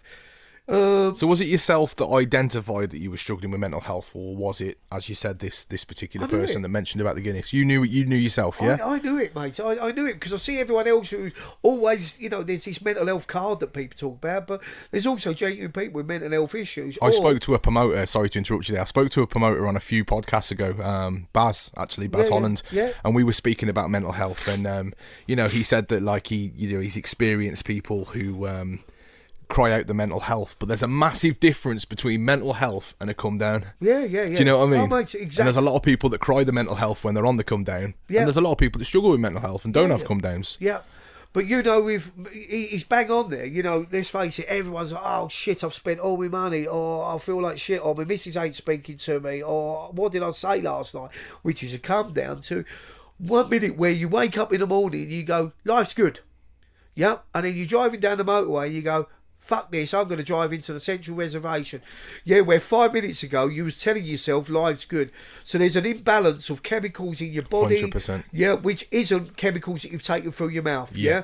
Because there's no way that 5 minutes ago you were saying, yeah, this is brilliant. Yeah, I'm going to do this today, I'm going to do that. To the next minute that you're going to literally, you want it to all to end. Now, I'm guessing that, like, you know, nowadays, I'm not guessing, I'm pretty sure nowadays, with having, you know, your lovely wife, which we are going to get into, because it's always, I always find it's very important to, behind every great man is an even better woman, do you know what I mean? That's I genuinely believe that. And like with my wife, she brings out the possible version of myself, and I'm sure, you know, with your wife, she does the same. She's lucky to have me, though. You've got to remember that as well, you know? You remember that, Mrs. Livelee, you're lucky to have him. I'm sure she knows that herself. But I'm guessing nowadays you don't hide yourself in hotel rooms with ladies in the night and a big bag of drugs. So, Lee, like, when you're struggling, because I'm sure you still have your struggles, like you said, the anniversary comes around and stuff, and what are your coping mechanisms now? Because some of my listeners might relate to this, bro. I don't know. I think mine is just step back a bit. You know, not bury your head like what I used to do. I just step back, take breaths, and don't go out and do anything that's going to. Everyone's got a defence mechanism. Yeah, my defence mechanism was cocaine or pills or alcohol or whatever. Yeah, they make you feel worse. Like what you said about what Baz had said. Yeah, they make you worse. Yeah, when you're feeling like that. Yeah, with ultimate highs come ultimate lows. There's no doubt about it. So I try not to, you know, think about it too much. Yeah, let it blow over. Yeah, and tomorrow's another day. I know we say that, but for some people it ain't. It comes back and comes back. Yeah, for me it's got easier. It has, because I dealt with it when I needed to deal with it. I'd say that's why mine ain't too bad. But going back to it, I bet you a lot of the people you're talking about have never dealt with it. I've never actually said, so what was the reason? Mine was a catastrophic account of events. Losing everything that you spent in your house. Your kids moving back to England where you live in Spain, yeah? You split up with you and your wife for all those years. 100%. And then getting with another girl, which everything's amazing, and then, you know, a young lad dies in your swimming pool, yeah?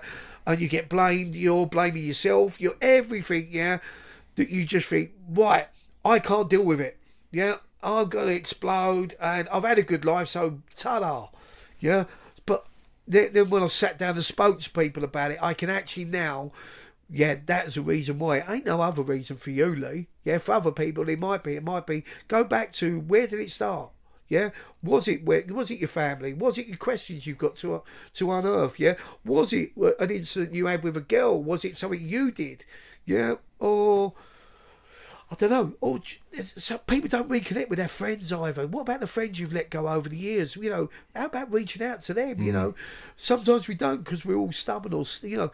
But for me, it was definitely, I know what my mental health issue stemmed from. So when it comes, I know it's coming. Yeah, I can sort of prepare myself. Where a lot of people, they don't know because they've never dealt with the issue. Yeah. Funny enough, that's what Skibberty said. Really? Deal with the matter. Deal with the matter, yeah. Deal with it proper, yeah, 100%. So we can all take that as a quote of the podcast. We'll go with deal with the matter, and yeah, it means more than just a couple of one-liners at a rave. Do you know what I mean? That's on a deep basis. Yeah. Do you think that living life surrounded by the music, the lights, and the culture has a detrimental effect on your mental health? Because it's not all glitz and glam, Lee. Come on. Yeah, it's not. Listen, people think there's a backstage area, right, with naked trapeze artists, yeah, pouring champagne, yeah, with angels playing the harp, yeah, with people racking up lines with a ruler, yeah, and playing magical music, yeah, and it ain't. It's a dripping tap, yeah, with a wooden broken chair, yeah, with stairs that you probably can't where you slip down, yeah. That is a backstage normally of most raves. There's a few where it is a bit different, but not many people get time because they're off to their next venue. So the background of rave is we're weekend millionaires. Yeah, we go and play in front of all these amazing people that make us feel special. Yeah. And the problem is that's at the top end. So can you imagine what the artists who never got to those heights, yeah, they get a taste of it because they go up and play in front of, they get a few people come up and say, can I have a picture with you? Can I have an autograph? And you think, yeah, that's great.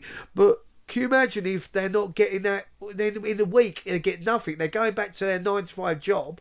Yeah, they're struggling, yeah, because they're earning this amount of money. They've got bills to pay, but they can't, but then they're having to pretend they're this superstar DJ. Yeah. Yeah, of course it's going to affect your It's tiring, isn't it? Cool. And then people think all of us are millionaires. Some of them have done well. If I would have got divorced, I'd probably be all right.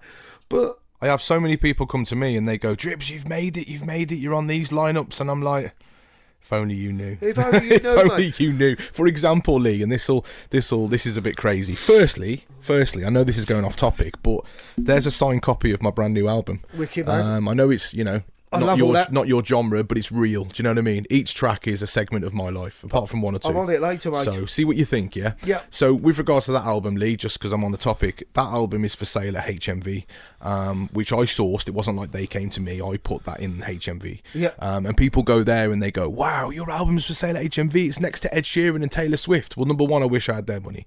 Number two, Lee, which is a little bit crazy, for HMV, and I don't care about saying this. Tell them how much. Man, HMV take 70% of my earnings. You done better than us, mate, because we earned 3p per track. Serious? On our album, on the Vibes and Lively album, yeah, it was something like on all the HMVs, 3p we made per CD. It's crazy. So my album is for sale at HMV for £10, and HMV takes 70% of my earnings. So they make £7 and I make £3 an album. Yep, and you have to have all them press, so you pay that. So listen, at the end of the day, so mate, it ain't all glitz and glam, Lee. Do you know what I mean? When you break it down, yeah, okay, my album's there. It looks good. It's nice to say. It's a good little rub for your ego that you see your name in that, yeah? Yeah, it's a little nod. And the one thing they did give me, which was good, alongside the album, they were like, would you like to perform in store? Yeah. So I went down there and I got a nice home crowd, family, friends, passers-by, rammed HMV Telford out, like genuinely, awesome. Lee. Every aisle, there was people everywhere. And I performed the whole album start to finish, Yeah. So that was, it gave me self-belief. It was, well, mate, you got that excited, you just whacked the microphone. do you know what I mean? So... This is it, mate. This is it. There's passion, Lee. You can't deny passion in me. There's passion in me, But that's great then. Yeah, just see how passionate you got about that. It's going back to the mental health of all the artists, yeah, that were getting there, yeah. That, like the passion you had there, yeah. When you've got something like that, it's great. But when you haven't got it, yeah, it's, what have I done all that for? Yeah, have I lied to myself? Am I just massaging my own ego? Yeah, just to, and how many times, let's face it, of, our missus or our friends have been to, enough's enough, yeah? Why are you doing this? Yeah, we got a family to run, we got this, yeah? And you'll know this, I'll make it, I'll do this, yeah? So, mentally, of course it will affect them. Yeah, because if it affected all the top lads, most of the top lads, you have a couple of them, and then you've got a couple of the Muppets who think they're bigger than they are. Yeah, that will say, oh, I had no problem with it. Yeah. But the truth is, 90% of them did. Yeah, 100%. I keep saying this to my wife. My wife will say, God, you're doing this rave and you're doing that rave, and she's very, very number one. Let me make this clear. My wife Becky is ridiculously supportive of my career. Yeah. She met me when I was an MC coming up in the pirate radio. She has never questioned the booking. She's always just accepted that's a massive part of my life. Yeah. She's always been the one that stays at home with the kids and misses out on seeing Nikki Black Market, who she's fond of, Shy FX, etc. Everyone loves Nikki though, don't they? Of course they do. It's hard not to.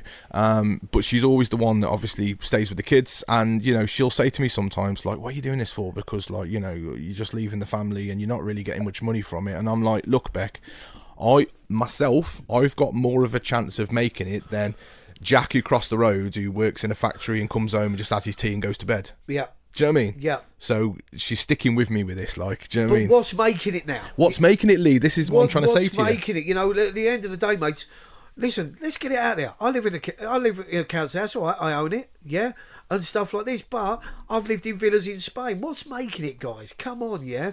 Oh, there are many artists. All right, there's a couple of dickhead, one in particular MC that says he's a multi-millionaire from doing it. I know he ain't. I know he don't even fucking own his own house. Yeah, because last time I said something, he piped up about it. You're a knob. Yeah, you know who you are. Yeah. At the end of the day, don't jump on my post telling me you own £1 million. I own my house. You don't. Yeah. Yeah. Right. At the end of the day, yeah, none of us are earning the money we used to earn. Yeah, or whatever. But I've always worked with supporting my thing. So there's so many people who gave up, yeah, to be an artist as well, and they got left behind. Yeah, I get that. Now, I'm sure living the life of a headline MC throughout the years can make you think in ways, of yourself that you wouldn't normally think. And I'm sure it would be very easy to get ahead of yourself and allow all the fame to get to your head. But the way I see it, for example, MC Livelee without the MCing is Lee. Dribbz without the MCing is Ad. And for example, DJ Hype without his status is Kevin. Yep. So tell me, do you think it's massively important to stay grounded and stay humble? Do you know what we said earlier? And do you know what? We ain't spoke about this nutbag, enough, I don't think. I had my mate Vibesy next to me.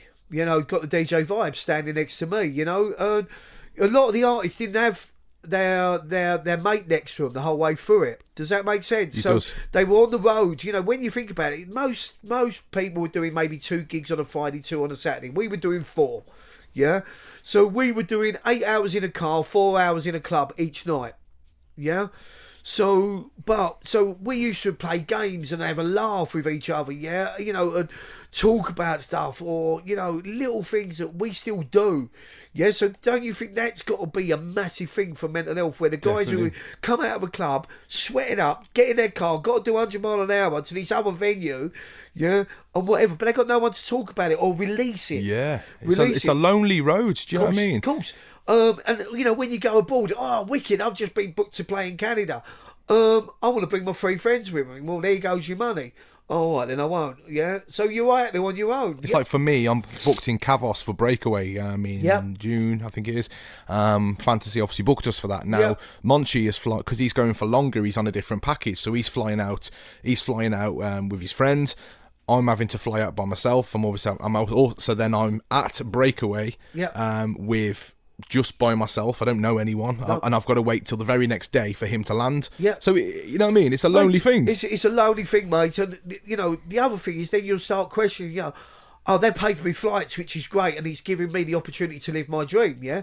But I'm not getting paid the money that people think I'm getting paid, or I'm not getting paid nothing. Hang on, I've got to buy me food. I've got to buy me drinks.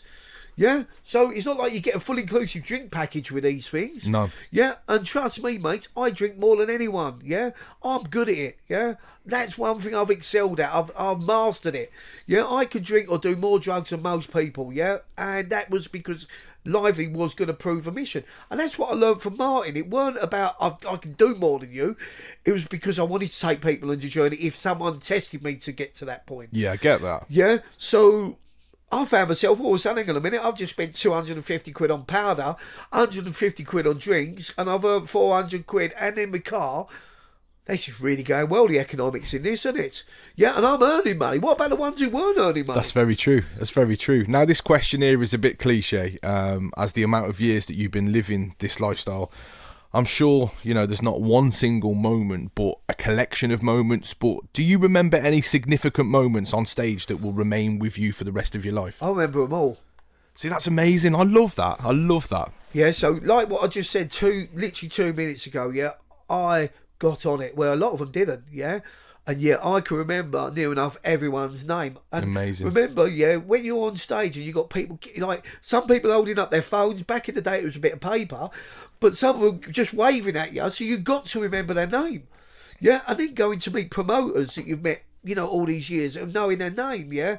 So I can remember it. So I can remember I can even remember what I wore on stage at certain events. Wow. So which is bonkers. So are there poignant moments? Without a doubt. Yeah, from high to low. Yeah, high without a doubt. A big shout out to the dog in the background. He sounded like Skipper. Honestly, yeah. Yeah. So the last ever set from Helter Skelter, yeah, which was the Millennium, yeah, Jam. You know, we done the last ever set. We got asked by Dave to do it. Yeah, Wow. honour, amazing. Wow. Yeah, people crying like what you said about the last thing at the Sanctuary with Slamming Vinyl, but that was our one. You know, to Helter Skelter was massive. You know, and to be able to do the last set, and the set we played was amazing. Club Kinetic had many magical moments for me. You know, to me that was probably my favourite club. Yeah, I know Errol that was associated with Errol Kinetic. was before that. It was actually the times that we played was Glenn and Andy. Okay, right. There's quite a lot of Don't think I met them. There's quite a lot of dispute with that. You know, to me, Errol, they all had interest, and listen, that's politics side. You know, I get it from all sides. Yeah, of course, I've ran events myself, so I understand when it gets. He started this, he then took over. We all have our part to play. Yeah. Yeah, but I mainly dealt with Glenn and Andy, but I've still spoke with Errol many times. Yeah.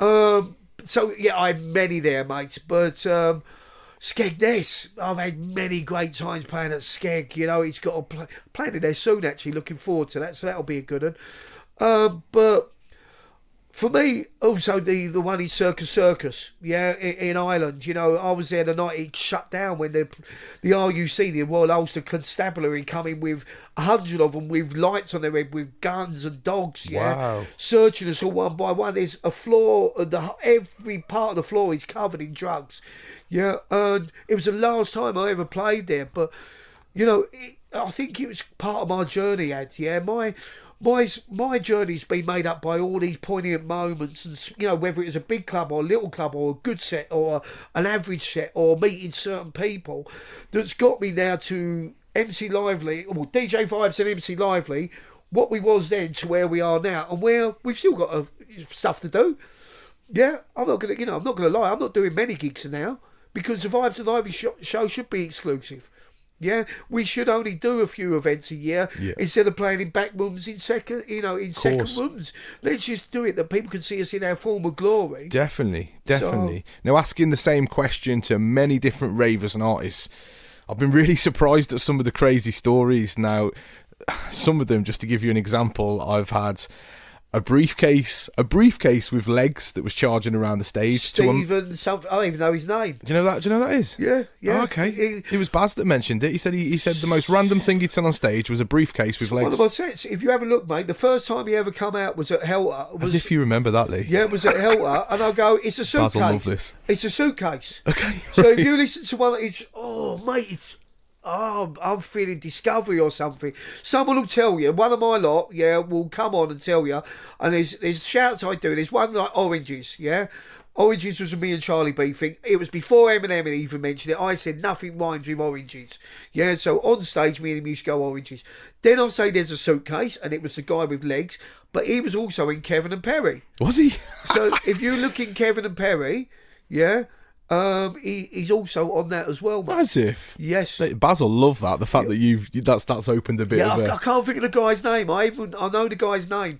Wow. So yeah, go on. Baz thought he was tripping on that. No, he's not tripping, mate. There's the suitcase with legs that was charging around the stage to a man with a crown declaring himself as the real Prince Charles at Slamming Vinyl. But yep. I want to know for you, Livelee, what's been the most random thing that you've experienced at a rave? Wow. I know there's probably loads, but what's something that you were like, what? I don't know. It's probably Martin Crew. You know, the guy I said who's from Wales, who was my sort of mentor and stuff. Just him doing his stuff in an event, like literally when I DJ'd for him, I played at a club in Port Talbot down in near Swansea called The Zone, and it was like Phoenix Nights, mate. It was in the middle of a council estate. Christmas Eve, I was singing in Christmas Eve. I put in a track, and he just gave me a swig of beer off a tin, and he put a microdot, in the lip of it. So next thing, I'm tripping my balls off, mate, I've got one tune in one earphone, a different track in a different earphone, a different track coming out the monitors, and two different tracks coming off the set, and then trying to DJ. And then he's in the back of me with an air horn, dressed up as something as well. And then we go back to his house, end up having a 3-day after party, driving through Wales, tripping out your box. Yeah. And then all of a sudden, I wake up from the trip with him falling down the stairs after he's had a pee upstairs. Forgot to put his trousers up. Yeah. And his trousers are like like handcuffs on his legs. He's rolled down, laid at the bottom of the stairs. That's the trip over, Lee. And I'm sitting there thinking, did all that happen? Wow. But it actually did. Yeah. So, okay, that's a good answer, mate. I'll tell you what, though, the maddest one was, and I've gone too long on that one, but I'll tell you this one. Fine. Was me and Slipmat, yeah, in Amsterdam, yeah. I met up with my mate called Freddie Fish, yeah, who's a big guy in Amsterdam, yeah. Dropped me a load of bits that I asked him to get for me. We played out there for Rain Dance. We went out, we got trolleyed, and then me and Matt left everyone. Yeah, I got everyone their drugs, yeah, because everyone said, how can we get drugs? It's Amsterdam, for fuck's sake. But I got Freddie to get everyone. Gave them, and everyone was doing my nutting. I said, Slips, let's go. We ended up walking out, right? We went through every bar, ended up in every strip, everything, mate, yeah. But ended up in this random geezer's house, 5 miles out of town. We don't know how we got there, yeah. See if we go. The geezer didn't have one bit of furniture apart from a TV, a video, yeah, and we end up watching The Life of Brian, which is why I call it, yeah, he calls me Wadders, and I call him Wadderwick. Okay. Yeah, Life of Brian in the middle of Amsterdam. A guy had nothing in his house apart from half an ounce of coke, yeah, a TV, a video, yeah, and I phoned my mate Freddie up and went, Freddie, we're in this place. Where is it, mate? And this guy told me, and he went, Lee, how you got there, man? He said, that's 5 miles out of town. I come and get you now, you crazy fuck. Jeez. So he come and got, well, he couldn't get me and Matt, so me and Matt stole 2 bikes that had punchers, went down the train track, yeah, rolled all down the bottom of it, and then walked down the strip of like, the middle of Amsterdam in the daytime when we got back. All the ravers are sat there, all the promoters are there, boiling hot sun, and me and Matt just walked down like superhero. Everyone cheering us, we're like, yeah! Wow, that's crazy. Yeah, one of many, mate. Okay, all right. So when you perform with a range of artists week in, week out, you get to know one another. Now, some artists, like you said, passing ships before we went on the record. Some artists you may only see once or twice a year due to commitments worldwide. But some artists you see each and every event. Is there any other artists particular that you've built up quite a solid friendship with, where it's more than just the music? Oh, mate, without a doubt. Obviously, Vibes is my brother, which means we love each other, and that's unconditional, you know? If we hate each other, that's because we love each other. Yeah, so, and we're allowed to, we've earned that right. You know, for people who come up and say, oh, I'm friends with him, I know this, we're past that. You know, there's no one who's had such a close thing, you know, scrutiny, you know, in a room, or, you know, like we live next to each other, we drove, we worked together and everything for that amount of time, you know? So, yeah, me and Vibes is something that goes hand in hand, yeah? But on top of that, there's so many. I get on with most of the artists, yeah? There's a few out there that I don't, and I don't choose to have time. There's a few that I respect with major, you know, amazing human beings. But, you know, friends, Slipmat, without a doubt. You know, me and him shouldn't be together because it always ends up messy. Charlie B's crazy mofo back in the day. He's now, you know, flying high, you know, which he's great. He deserves it because he's a ledge. But then you've got so many you know, all the hardcore artists I get on with really well. Apart from, you know, a couple which they know who they are. Yeah. Okay, so the lifestyle of a travelling MC can be time consuming, and you find yourself spending more time clocking up miles on the motorway than spending valuable moments with your loved ones. Yep. Now, I know that you have the lovely Jodie who supports you in everything that you do, and I strongly believe, like I said, behind every good man is an even better woman. Yep. What does Jodie mean to you, and how did you meet? We met at the bar market. Did you really? Yeah. No way. So when I got back from Spain, me and Shane got our heads together and said, oh, we're going to do this. So what we'll do, we'll build up with a load of little clubs. Yep. And build up to getting us back on main stages. Yeah. We'll 6 months, we'll push it out there, get the Vibes and Livelee show rocking. And we got booked by Bryn. Yeah, do you remember Bryn? Of course I do. Bryn was my boy, mate. Sub Sounds, Bryn Simmons. Yeah, he was a good lad. I play golf with Bryn. Serious? Yeah, I play a lot of golf with Bryn. Bishop's Castle boy, good cricketer as well. Bryn's a lovely lad. Lost major amounts of weight. Bryn's not double XL no more. He used to go by double XL. He's probably a medium now. Maybe a large, maybe a medium. I don't know. He's a naughty boy and all, but he's a lovely lad. But anyway, so he booked us, and the funny thing was, mate, he turned around and went, Lee, I'll pay you this much. And I said, no, mate, it's got to be that much. He went, no, I can't. I went, well, I'll tell you what, you buy me drinks for the night, yeah, and you pay that much. And he went, deal. I went, yeah, no way. At the end of the night, he turned around and went, I will pay you the full amount. Don't ever ask me fucking buy your drinks again, yeah? So I met Jodie's mate. I was on the stage in the Cellars. Nicky Black Market played. We played. And I went on stage, and my missus Jodie was big into Vibes and Livelee. Her mates dragged her out. She was with one of her mates, and her mate had a few drinks. I was up there grabbing my nuts and grabbing my leg and everything while I'm trying to MC. So I looked at Jodie and went, listen, babe, I'll buy you a drink if you get your mate off my leg. So she went, yeah, no worries. So I did that. Yeah, we had a cig after, we had a cigarette and whatever. We didn't even we had a kiss, but shit, it was like kissing her brother, which was weird. Okay, that's a strange comment to make, isn't it? I reckon I could have had her in the car park. Hey. But, no, playing. But we then spoke on the phone for a good 4 or 5 months. And then I drove up, took Jodie and Chelsea, her little girl who was only like 5 at the time, out to Rill. We had a wicked night, and then it happened. We got together, and I was living down in Swindon. After about 4 or 5 months, I said, look, I was driving to see it after every gig, and we got close, and I said, look, what do you think about me moving up? I was in a bit of a pickle at the time, money-wise, I ain't going to lie, after losing everything from the divorce. So I ended up moving in with Jode, and we've been together 20 years this August. So, we've been through it, there's no doubt about it, but we've always been mates. Me and her, all right, I've created a bit of a monster. She's bonkers. She has turned into Mrs. Livelee. So hers alter ego is Mrs. Livelee, Yeah, of course. But we fit, we work. Yeah, obviously I've got my kids, from my previous, which are all, grown up now, doing their thing, and they're very normal. You've got grandkids as well now, haven't you, bro? I've got grandkids, yeah. I've got me boy, Alfie. But my kids are very grounded, which you'd think from being a nutbag like me and being in a relationship like I had with their mum, my kids would be off the rack. They would be a different level, but they ain't.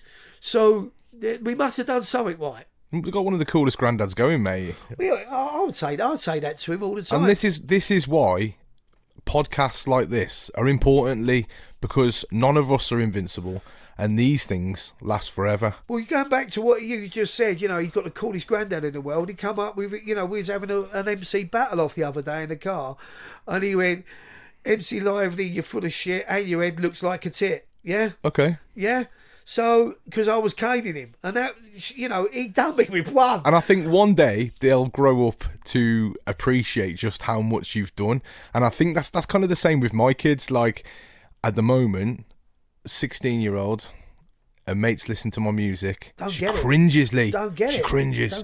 Don't get it. Then I said to her, one day you'll have all them flyers that your dad's been on from all around the world, and you'll look at them and go, my dad made waves. They'll tell you, mate. Yeah? Do you know what I mean? Mine have told me, never got it, Dad. I can remember when my kids got in my car when I picked them up to have them for the weekend. I had a load of records in the back that I had pressed.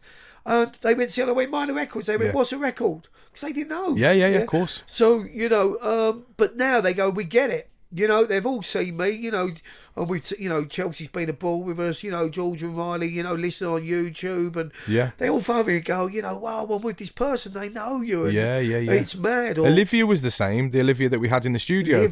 She's a young girl. Has a mum called Lucy, am I right? Yeah. So Olivia and Lucy obviously came to the studio. Olivia laid some vocals down, which might I add, she was absolutely fantastic. So big up her. Booming, I'll tell you. Honestly, I reckon she's Shrewsbury's next best prospect. She's just got a bloom. I don't think Shrewsbury. Further than Shrewsbury. I think as long as she's got me and you in her life, I think she's going to push to good things, Lee. I think she started.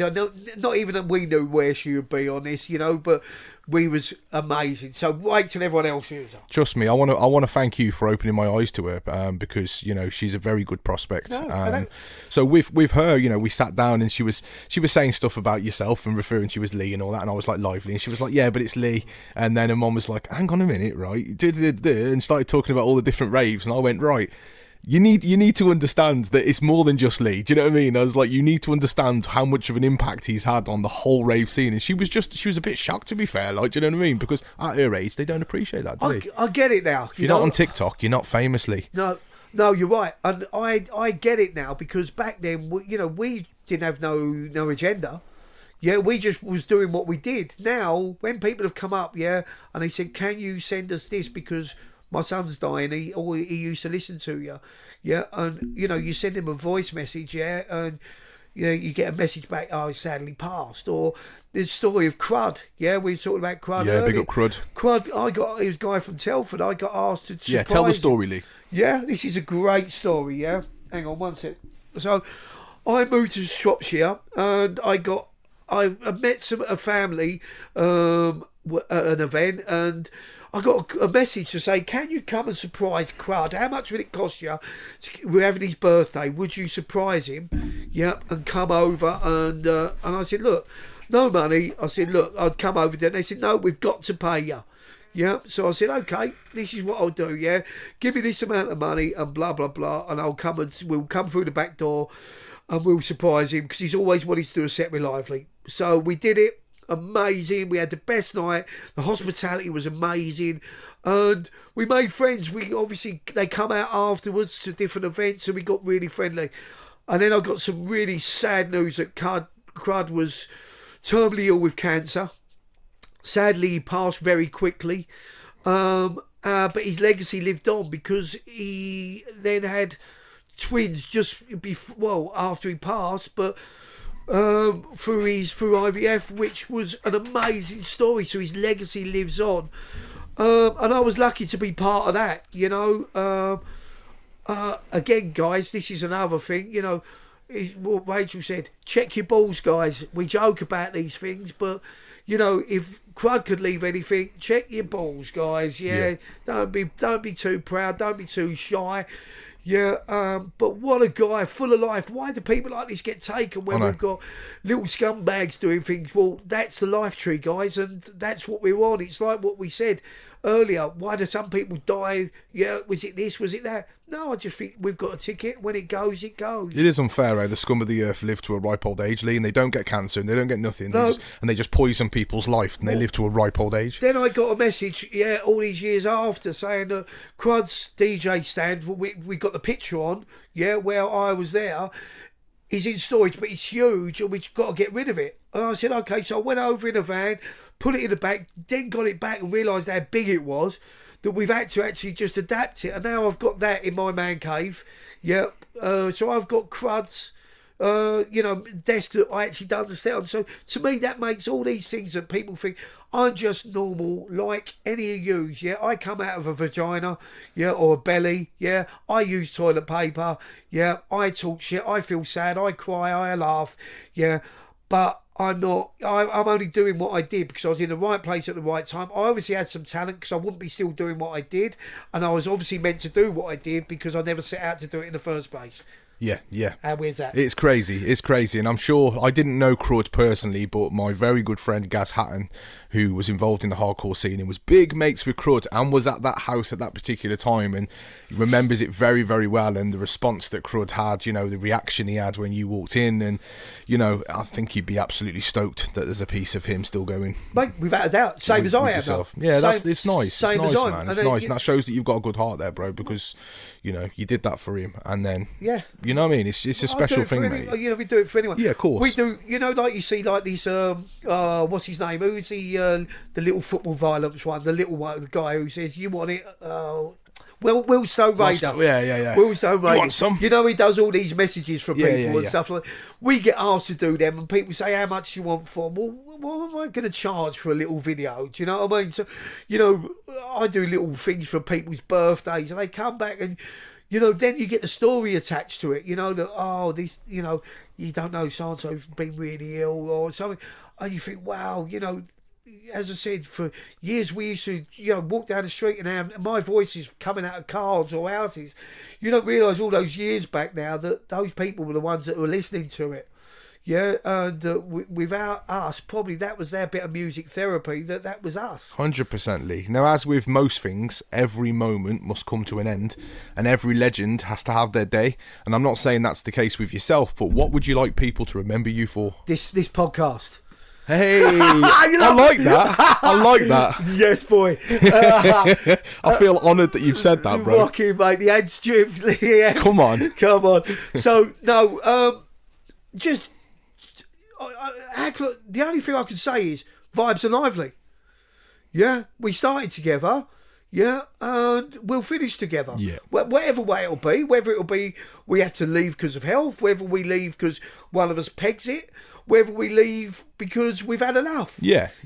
Or no one listens to it anymore. I don't know. However it goes, but it started Vibes Alive. It's all end Vibes Alive. Love that.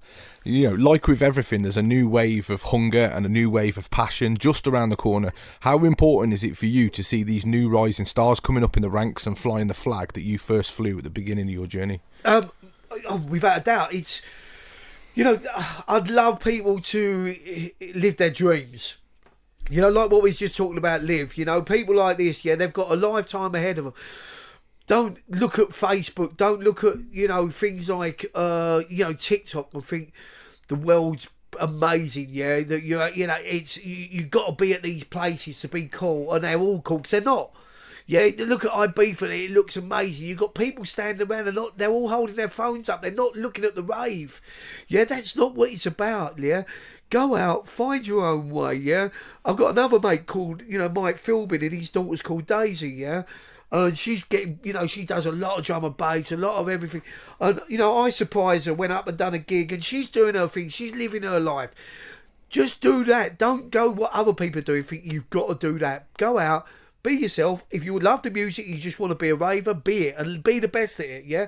But then don't think, I want to be a DJ now. Yeah. Yeah, stay in one lane and be your best at that one particular thing. Be what you want to. I must say, I always tell people, do not match yourself to other people. But I wish I could live by that, Lee, because I'll be a liar if I told you that I haven't looked at other artists' streams and gone, I'm doing twice as much promotion as them and putting regular content out, but they're getting thousands of streams and I'm in 100 streams. I'm like, where am I going wrong here? Do you know what I mean? It's natural that you do this, unfortunately. But also, people then would think, what, Lively's life must be amazing. Yeah, listen, my life has just been as great and as shit as some people's, yeah? Don't wish to be me, because walk them on in your own shoes, not in my shoes. And that's realism there, that, that's talking from genuine experience. Yeah, without a doubt. For the likes of me, who even after 20 years in this scene is still classed as an up-and-coming MC, the pressure to write new flows, lyrics and content is massive to keep current and in demand, let's face it. Is this the same with yourself these days, or are people wanting the old classic Livelee lyrics? Well,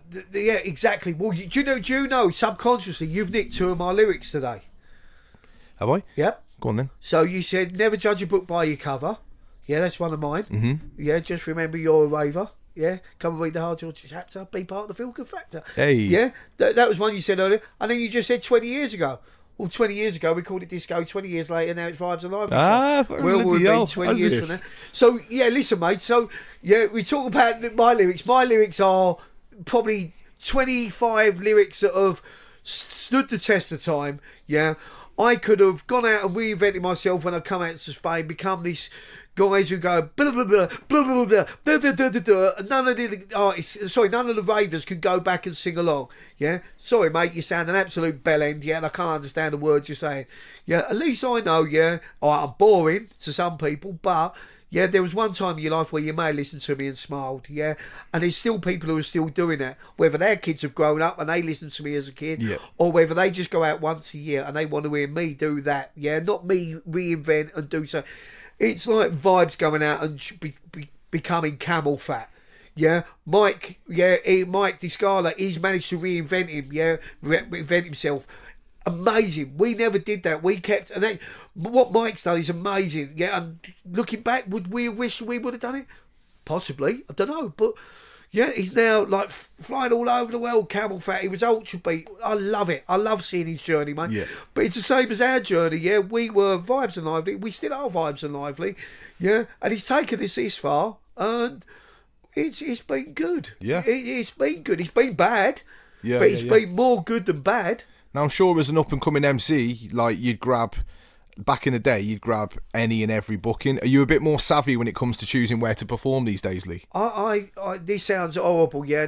If people could call me a money grabber or nothing. Listen, I do 8 gigs instead of 20 gigs. Yeah. So it's quality if over I quantity, work out innit? what I will have earned for those 20 gigs, yep, and I say that I'm charging this amount to do eight events, those 8 events have got to want me, yeah, so they'll pay that amount of money. I'll give them the most amount of publicity where I'm not doing 20 events. Makes sense, Lee. I've got ravers who still love Vibes and Livelee, yeah, that are going to come and see us, that we're not scattered all over the country, yeah, so it waters down what we are. And, yeah, so I will charge this amount to give you everything. Even though I played at Has the other week, you know, Hardcore Appreciation Society, amazing night in Milton Keynes. And yet, just as I got there, I felt as rough as my face had flared up the week before. And I felt so devastated that I didn't give them the normal, because I'm only doing 8 gigs, that lively, but they were still awesome. I was back to back with Charlie B, Slipmat and Vibes, so they carried me arse, but I still did everything I could, and the feedback's been amazing. But so, yeah, 8 gigs a year at the most, and I will give you everything of what I can. Quality over quantity, man. Yeah, 100%. without a doubt, mate. Do you have any advice for anyone who may wish to become an MC in the scene these days? But yeah, I couldn't. All I could say is be yourself, enjoy it. Yeah, don't follow your dream, not what you're told. Is there any particular part of the UK that you prefer to perform in, Lee? Anywhere that holds us, you know. But Birkenhead was a big area for us. Yeah, they're not, you know, that kind of area. But then again, there's 30 other places I could name. I get that. Yeah, we you know, we had a long hair at the time. We and Vibesy, and we, you know, until it fell off. Well, Vibesy still got his, but until mine fell off, people knew us for wearing tight outfits. You know, Versace, this, D&G, that. Nice. So wherever we go, people knew us for that. Any parts of the UK that you stay clear of? Do you know what? The weirdest thing is where we're from. There's never really any events like what really? you said. Yeah. Whether it's you don't shit on your own doorstep, but I don't think it was that with us. It was just hardcore was never big in Essex. See, I found with Telford, going back to that, you know, people are very quick to say, why isn't there a drum and bass event in Telford? Then I've seen people put on drum and bass events and invite the likes of, because I've been on lineups in Telford with Rat Pack, with DJ Fallout. I mean, yeah, fair play to her. Loads of different people, and the attendance has been shitly. And I'm like, you're sitting on the sofa complaining about there ain't raves, but you're not making the effort to come out. No. I found that with Telford. Anyway, right, okay. Can you think of any particular moments in your career where you performing has gone down like a lead balloon? Yeah. I'll give you 2 examples, yeah? So, you know, a banana skin was maybe when I danced, Pandemonium done an event down a real moody part of Wolverhampton, yeah? It was like when Connecticut changed to time and space, which was over there. Pandemonium, oh, mate, someone would come up on here and tell me what the name of the club was. But, so, we done a PA for, if you ever listen to Dougal and Vibes, Feel Free, yeah, there's me dancing in the background in red and whites in front of basically what you can say Rastafarians and Yardies. Yeah, in the middle of Wolverhampton. Yeah, me trying to bounce around like a clown. Yeah, in front of that. And I had all these guys like looking at me as if saying, you're just about to get shot, you know, fuck off. So that's that. MCing wise, I got told the first time I ever went to Canada, to Toronto, they don't like MCs. Yeah. As I got out, when I was just about to get on the stage. Yeah, brilliant. It's just what you need, that, 28,000, yeah, so just go on and introduce Vibes. And I went, well, what the fuck did you book me for, yeah? I said to Chris, and he went, well, because everyone loves Vibes and Livelee. I went, exactly. So he went, but just, it won't go down well. So I looked at Vibes and I went, like, gave him a wink, went on in front of 28,000 people and done about 5 rhymes in a row on purpose. Everyone sing along. He just looked at me, couldn't believe it, yeah? So, you know, I span it. Yeah, because that was gonna. If I just went on and went, "This is MC Livelee," yeah, I never would have done it in Canada. Yeah, you know, because if I would have listened, yeah. So I think I would have got booed off if I. The Toronto scene was massive, wasn't it? Massive, mate. I only refer back to that because I used to watch a lot of early Skibbity, and he was always heading out to Toronto all the time. It was the same events. Same events. Okay, same cool, events, mate. Yeah. Shabba, Skibber. We all went out together to all of them. Yeah, and then it went out on that, but no, listen, it was a massive part, but yeah, so if I would have just said, oh, this is DJ Vibes, I would have got booed off. Yeah, but I've been a few places and I've not been a cup of tea, the wrong genre of music or the wrong place. You know, we've done weddings and stuff, yeah, where you got old ladies looking at you thinking, shut up, mate. But, yeah, in general, mate, if you can put a smile on one face, if you can look in the eyes of one person and catch the whites of their eyes, and you can see that I've taken them back there. 100%, yeah, 100%. Now, last couple of questions, Lee. So I put on an Instagram story fairly recently to announce that you'll be joining me, and I asked if anyone had any questions they would like to ask you. Now, 7 people, Lee, all sent me the same question, which did make me wonder if Am I their dad?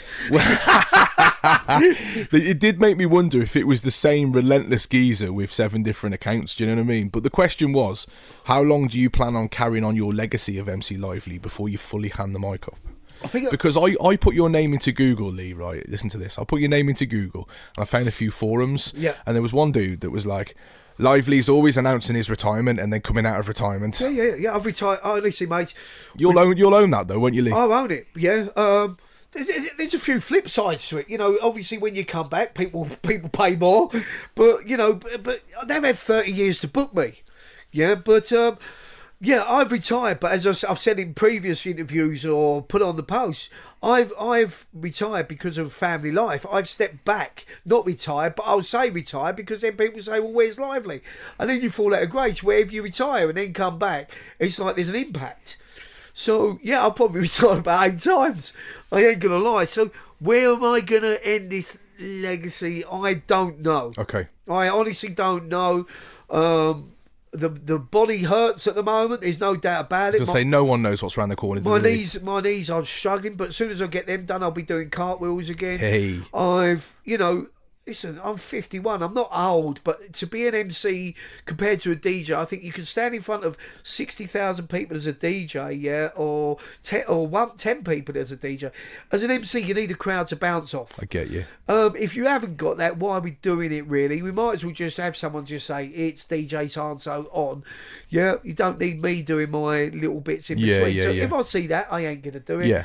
But this is, see where the 8 gigs take us. When it stops, it stops. Absolutely. And I had a couple of questions off my good friend Bass Phase. Yeah. The first one was, what's your favourite all-time venue to perform at? It's Milton Keynes. I thought you were going to say that, to be honest. There's no doubt. There's others all round, you know, that we've played. We've played some of the biggest festivals in the world. You know, we played, you know, God knows how many countries. Did you ever play I've seen loads of classic footage of this. Did you ever play the Donington Park? I didn't. No, it's just that looked crazy. Just before me, actually. Was it? Yeah, I just started raving then, so I think it went on just as. But I was more into a club then. Okay, you know? Yeah. So, no, I didn't. But there's been other events around that area, bits and pieces. So the next question from Bass Phase was, do you prefer larger crowds or an intimate venue? It's a quality question, you know what I mean? I like that question, yeah, it's good. It's a good question. And, you know, I think when you look at the Love Parade or something in Germany, you know, that it's 35, 50 feet away, that you can't see the crowd. That's not great, even though you've got hundreds of thousands of people in front of you. Yeah. So that's different, yeah. But I've always liked the Sanctuary because of you've got a big crowd, you've got the 5, 6, whatever thousand people there, yeah, but you can see them all, most of them, depending where they put the stage or what the lighting's like. Yeah. Or you've got other venues that didn't set up to that because they got corners or they got, you know, different stands or whatever. But the up close and personal are fun now because you get to actually stand in the crowd with people after and talk to them. Yeah, I get and that. they tell you their stories, like what we do in these things for these podcasts, where we get to realise, you know, the stories behind the people. Exactly. Where it was now about so they go, the first time I see you was here. Yeah. Everyone's always got a memory or a story. What's your favourite set of all time? Is there a particular one that you're like, it's your kind of go-to? Of Vibes and Livelee. Of Vibes and Livelee, of course. Of Vibes and Livelee. There's it's one of the Discoveries because there was 2 Discoveries. It's Dreamscape 28 was, you know, Dreamscape 2028. Dreamscape 20 was the outdoor one, which probably people remember where I probably was first ever known. But no, I think it's one of the Discoveries, 96 Discovery. I like the tune selection. I like where I am. I also remember being on the stage at Upwar Last Chance to Dance where everything, the planets aligned. Where literally I knew whatever I said was bang on time. Yeah, the music was bang on time, and the crowd were looking forward to see me because they had to see me in all that time. Yeah. Because I'd funny enough retired. Yeah. But yeah, again. But they were the ones. There's so many though, you know. I'm sure there is. Lucky human being. Yeah, absolutely. And the final question from Baseface, because he took me a couple. Obviously, at your dinner table, ideally, you can have your family. But if you had a dinner table with raving guests, who would you invite off the scene? Raving guests? Around your dinner table. 100% easiest question ever, yeah? It'll be one person, yeah? My old mate, MC Junior. Okay. Yeah? I'd just like to have, a little munch with him, and then me and him talking absolute cod shit. Yeah, like that. Because that guy... Yeah, was the best. Yeah. And finally then, mate, which kind of wraps up the podcast, what do you think people, what would you like people to take from this podcast? A bit of the, definitely the mental health side of what it's like being on my side of the coin, you know? Yeah. That it's not all glitz, it's not all glamour. Just because you see people thinking you're earning money, they may be earning money, but that don't make you any better, don't make your mental health any better. Yeah. And how hard it is to get there. And, you know, the pressures on people with social media and stuff like this, and life. Let's face it, at the moment, this world is in a mess financially, yeah? And everything is 10 times harder. Yeah, so just try and keep happy, keep people close, reach out to friends that you may have just lost contact, or maybe had a silly fallout that when you was in your happy place, or anyone who has got mental health, yeah, try and find out where it started from, or what was the reason, why. Yeah? Love that, Lee, love that. Right, that wraps up the podcast, but you're not out of it yet, mate. Boom. You're not out of it. So I like to do this fun part of the podcast, and it just ends it nicely. It's some quick fire questions, Lee. There's no right or wrong answer. No worries. I don't prepare anyone for this because, you know, this is the vibe I want to go with. Now, if you could have one superpower, Lee, what would it be? You perv. Invisibility. Hey. Invisibility. Okay, I like that. We'll say no more on that, but you can imagine. If you could snoop through one person's private life, who would it be? I don't know. You can choose to skip. It's not a problem. No, I wouldn't skip. My granddad. My granddad was my best mate, yeah? Nice. My granddad was my best mate as well. Massive influential figure to me. Huge for me. So, yeah, I've got his memoirs, but... the guy's the legend, you know. Without him, there's no Lee. You know? Love that, Lee. If you had to choose one meal to eat for the rest of your life, what would it be? Go on, Lee. Oh, I like my curries. I like that. I like everything. So let's go with my wife's. My wife's the worst cook in the world. Yeah, is she? My wife's the best cook in the world. Jodie is manx, and she burns everything in the kitchen. But she does these. The only thing she acts a few things, but there's these meatballs she makes from scratch, yeah, and they've got mozzarella inside, yeah. She cooks them down, and then the mozzarella, when you cut into the meatball with all the tomato, just explodes. Oh, nice, mate. Yeah, I'll bring you some, mate. They are something. Don't bring me some. Just invite me over, man. Let me come over, mate. Let me come over. Let me sit at the lively table. You can do that, mate, but you have to wear fireproof clothing because you could. Yeah, the next day you'll get a pot noodle with cold water. Bless her. If you could choose one track to play each time you entered a room forever, what would it be as your entrance kind of track? Quite easy. Funky Cole Medina. Okay, yeah. I like that. Yeah, man. Yeah. Okay. Tell me one thing that most people wouldn't know about you, Lee. I mean, you've disclosed quite a lot on this podcast. I think I've done it. One thing they wouldn't... I love golf. Okay, you're a golfer, There you go, I'm a golfer. There you go. I think that's because I've said things about, you know, all the other stuff like the hockey and stuff. Exactly. There's a lot of stuff people have took from this podcast, I'm sure. So we can leave it at that. Do you have any hidden talents, Lee? We said that earlier. Drink and drugs. I'm fucking brilliant at it. But apart from that, no. I've got a shit voice. I've ended up becoming an MC. So my talent must be, that I can make people smile. Absolutely, you certainly could do that, mate. What would be the title of your autobiography if you had to make people laugh? Lively by name, lively by nature. Love that. Yeah, love that. You've thought about that before, and of course you have. What's the weirdest gift you've ever received, Lee? Knickers, bras, chlamydia. That's the best gift. Come on. Fucking hell, mate. It weren't about when I started. I reckon I started chlamydia because, back in the day it was VD or gonorrhea. I think I'm Captain Chlamydia. I started it.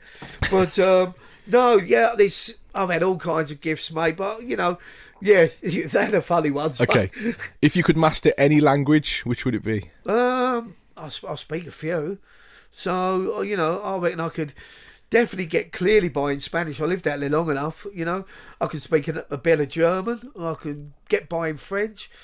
But, yeah, let's bust out a Chinese. Okay, yeah. Yeah. Do you know what? The past 3 guests I've had have all said China. Yeah. China or Korean. China, or be a really good yam. Yeah. Yeah, you know what I mean? They've got... You go into Bilston and listen to some of them bastards, they're hard to understand.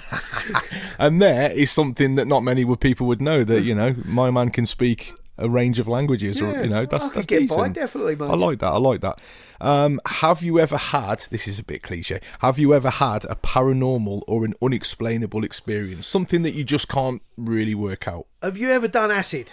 No, I've never really took drugs, mate. So, it's not mate, really I've my had bag. more paranormal experiences and flashbacks than anyone, mate. Right. Yeah? And things, like what I was talking about with Martin, did that actually happen? Because we was out there,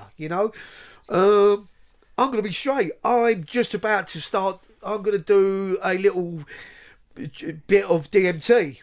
Yeah, because I want to answer some questions in my mind. Yeah, some people don't do it. If your head ain't right, don't do it. Yeah, because if everything's not working right, it could take you on a different journey.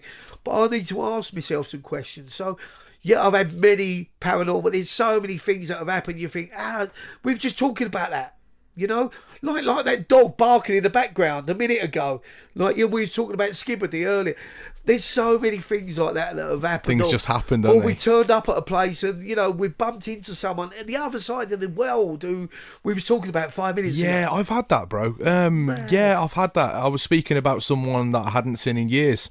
Next day, Lee, boom, who walks past me? Same person I just spoke about. You're into drum and bass, yeah? Do you know, you ever heard of a guy called Ryan, Best of British? Yes. R-Type. Yes. Yeah, mate, one of my best mates in the scene, mate. We was meant to meet, yeah? Lovely guy. Oh, mate, fucking legend. Funny as well, and he can have it as well on the parties. Yeah, but me and him, yeah, we hadn't seen each other. I played for him in Germany, and I stitched up DJ Fresh because he played for him out there. Fucking legendary story. I'll send you the picture. You can put it on one of the bits, yeah, of us sitting in the room. I sourced us loads of drugs. We all got on it. I stitched Fresh up, oh Danny, mate, and we had a magical time together, yeah. And yeah, I hadn't seen Ryan for ages. I was working at a company in Canary Wharf, and there was a buzzer. Yeah, like where we was upstairs. And this guy went, oh, hello, mate, I've got a delivery for you. And I'm like, yeah, hi, mate. And you can hear his voice going. He goes, who's that? And I go, Lee. And he's gone, Lee who? And I go, Livelee. He's gone, can I just come up? I went, yeah. Next thing, he's fucking Ryan standing there. Yeah. And he went, I knew from your voice. And I said, I was just talking about you, Ryan, about 5 minutes. What? Yeah. Mental, mate. Yeah. Me and Ryan speak all the time, mate. Funny enough, we spoke the other day. Just mad stuff like that. I genuinely believe, Lee, I don't know how much you believe in this, but things happen for a reason. Like, I quit my job of 15 years as a teacher with special need kids. I quit my job. Now, most people that leave my place, they go on to other stuff. They go on to other careers. I quit my job because my mental health was deteriorating. I just wasn't happy in the job. Yeah. And I knew I had to get out. So I left my job just before Christmas just gone. I've got 2 kids to support who like their brands. Do you know what I mean? Yeah. And I needed money. And my wife turned to me and she said, what are you going to do? And I said, I have no idea. I just needed to get out of there. She said, well, surely you want to do something. And I said, well, what I'd love to do is go into schools and deprived communities and work with the kids. That's kind of my niche. And she said, well, how are you going to do this? I said, I don't know, Beck. I don't know. Anyway, so I performed in Donington. They had the Christmas lights switch on and the council invited me down, being like a representative of Donington. They invited me down to perform my hip hop tracks at Christmas on the stage. So I did it. It was in my home turf. It was the same streets. I say this all the time, but it was the same streets that I used to kick a ball on as a youth. So it was special, Lee. Might have just been Christmas lights at Donington, but it was fucking special, mate. All my home crowd were there to support me. Listen, look at the size of the fair in Donington, mate. Well, yeah. So all my home were there to support me. It was pissing down with rain, but they were all there with their umbrellas, just watching my performance. All the kids were lining up to have pictures with me and have their hats signed because I had merch for sale and that. And anyway, after I'd done my set, a lady come up to me. Hi, I'm Jenny, or I'm kind of Amy from Energize. We're looking at putting on workshops within schools. You would be a fantastic advocate. We would like to get you involved. Yeah. Well, now I've got 3 dates booked in to go into schools that I, one of the schools that I went to school as a youth, but I've got 3 schools in Donington that I'm going in to do motivational talks and then perform my tracks. Yep. What's that about, Lee? If I was still doing my job, that opportunity wouldn't have arose. And if it had, I would have said, well, I work Monday to Friday, so I haven't got the time to do it. Exactly. I quit my job, this opportunity's rose. What's that about, Lee? And a year's time, it will see if that's a paranormal experience or not, mate. Yeah, because you could be doing it all over the UK. It just doesn't matter. And the thing is, with the podcast, with this, we keep doing what we're doing, mate, and then something will come. And don't get me wrong, I'm not sat here making tons of money off podcasts. In fact, while we've been talking, I've just had a text message come up saying you're in your overdraft. Do you know what I mean? So I'm not living large by any means. No. I live hand to mouth every month. If we build it, he will come. Yeah, so this is what I'm trying to do. This is why I'm trying to get a range of guests on, Lee. I know that this podcast probably wouldn't benefit you in any way because you've already made waves, but it helps me as well, Lee. Do you know what I mean? Oh, mate, it helps me as well. It helps the algorithms. Mate. It helps everything. It helps me as well, mate. Well, I appreciate that, mate. No, I appreciate that. It's good. Have you ever had a celebrity crush? And if so, who? Yeah, loads, mate. Loads. Who was your main one, Lee? I can tell you now, mate. It's Cilla Black, innit, Lee? No. Yeah, it is. No, Cilla's. I like anything with a skirt, really. Hey. But no, I think any female that was on Place in the Sun. Okay. Yeah, honestly, and I ain't joking. Yeah, Jasmine was me first. Yeah, Jasmine was awesome. Yeah, then you had Danny Menzies and then Laura Hamilton. Is that the programme that's just always on in the day? You always see it, Place in the Sun, mate, on TV. It's my adult. Is it worth watching? It's my adult entertainment, mate. Yeah, love that. Without a doubt, mate. I would pretend I'm buying out there and then just go any chance because all 3 of them need me.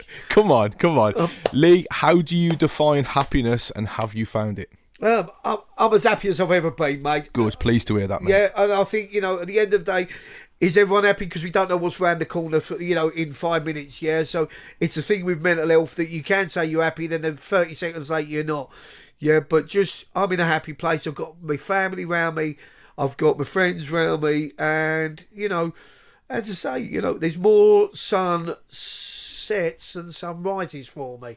So, as I've got to say is, let's make the most of these sunrises. 100%. What's the weirdest thing a guest has done in your house, Lee? Oh, mate, pissed in me settee. Oh, nice. That's kind of the usual stuff. Come down in female clothes. No. A guest in my... Without a doubt, the person we was talking about who was grabbing my leg when I met Jodie. Yes. I also found that individual down the bottom of my bed sucking my big toe. Okay. Yeah. Beautiful. So there we go. Yeah, talking to it as well. Hey, what? Lee, bear in mind you play golf. Yeah. What sport do you find silly and have trouble understanding why others enjoy? American football is pointless. Do you think? Yeah. I mean, I don't watch it. Pointless. Do you know which one I like? Please excuse me if you're a massive fan of this. But F1, bro.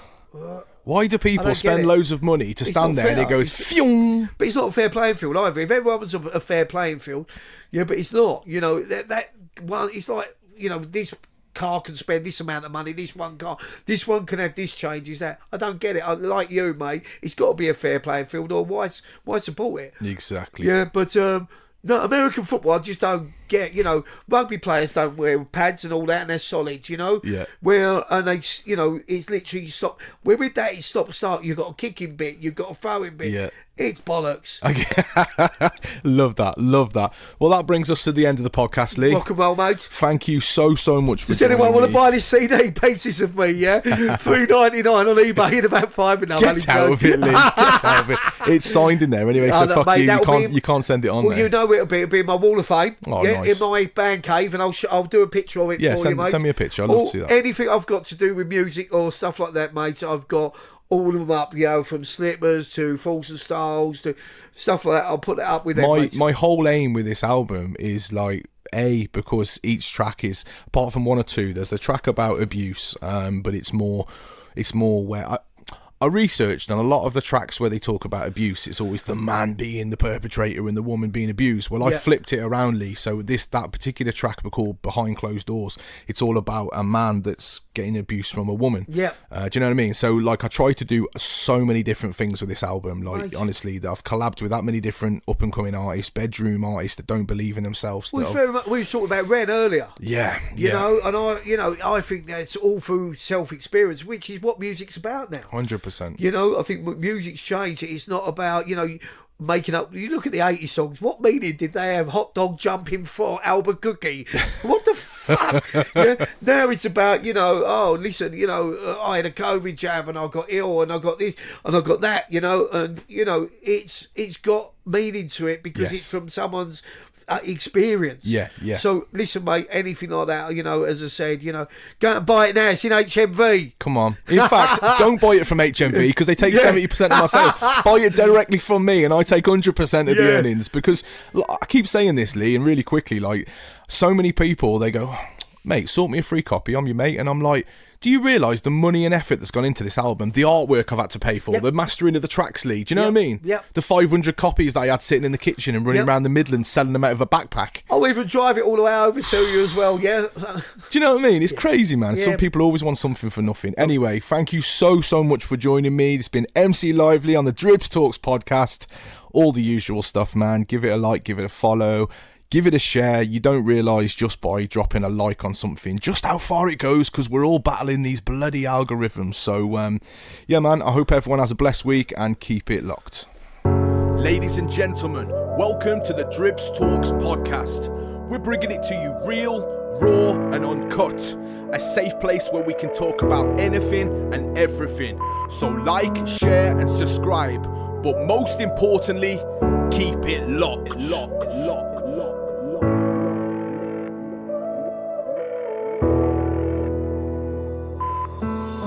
Everything's gonna be just fine, everything's gonna be okay. Just take one step at a time, that's what the leaflets say.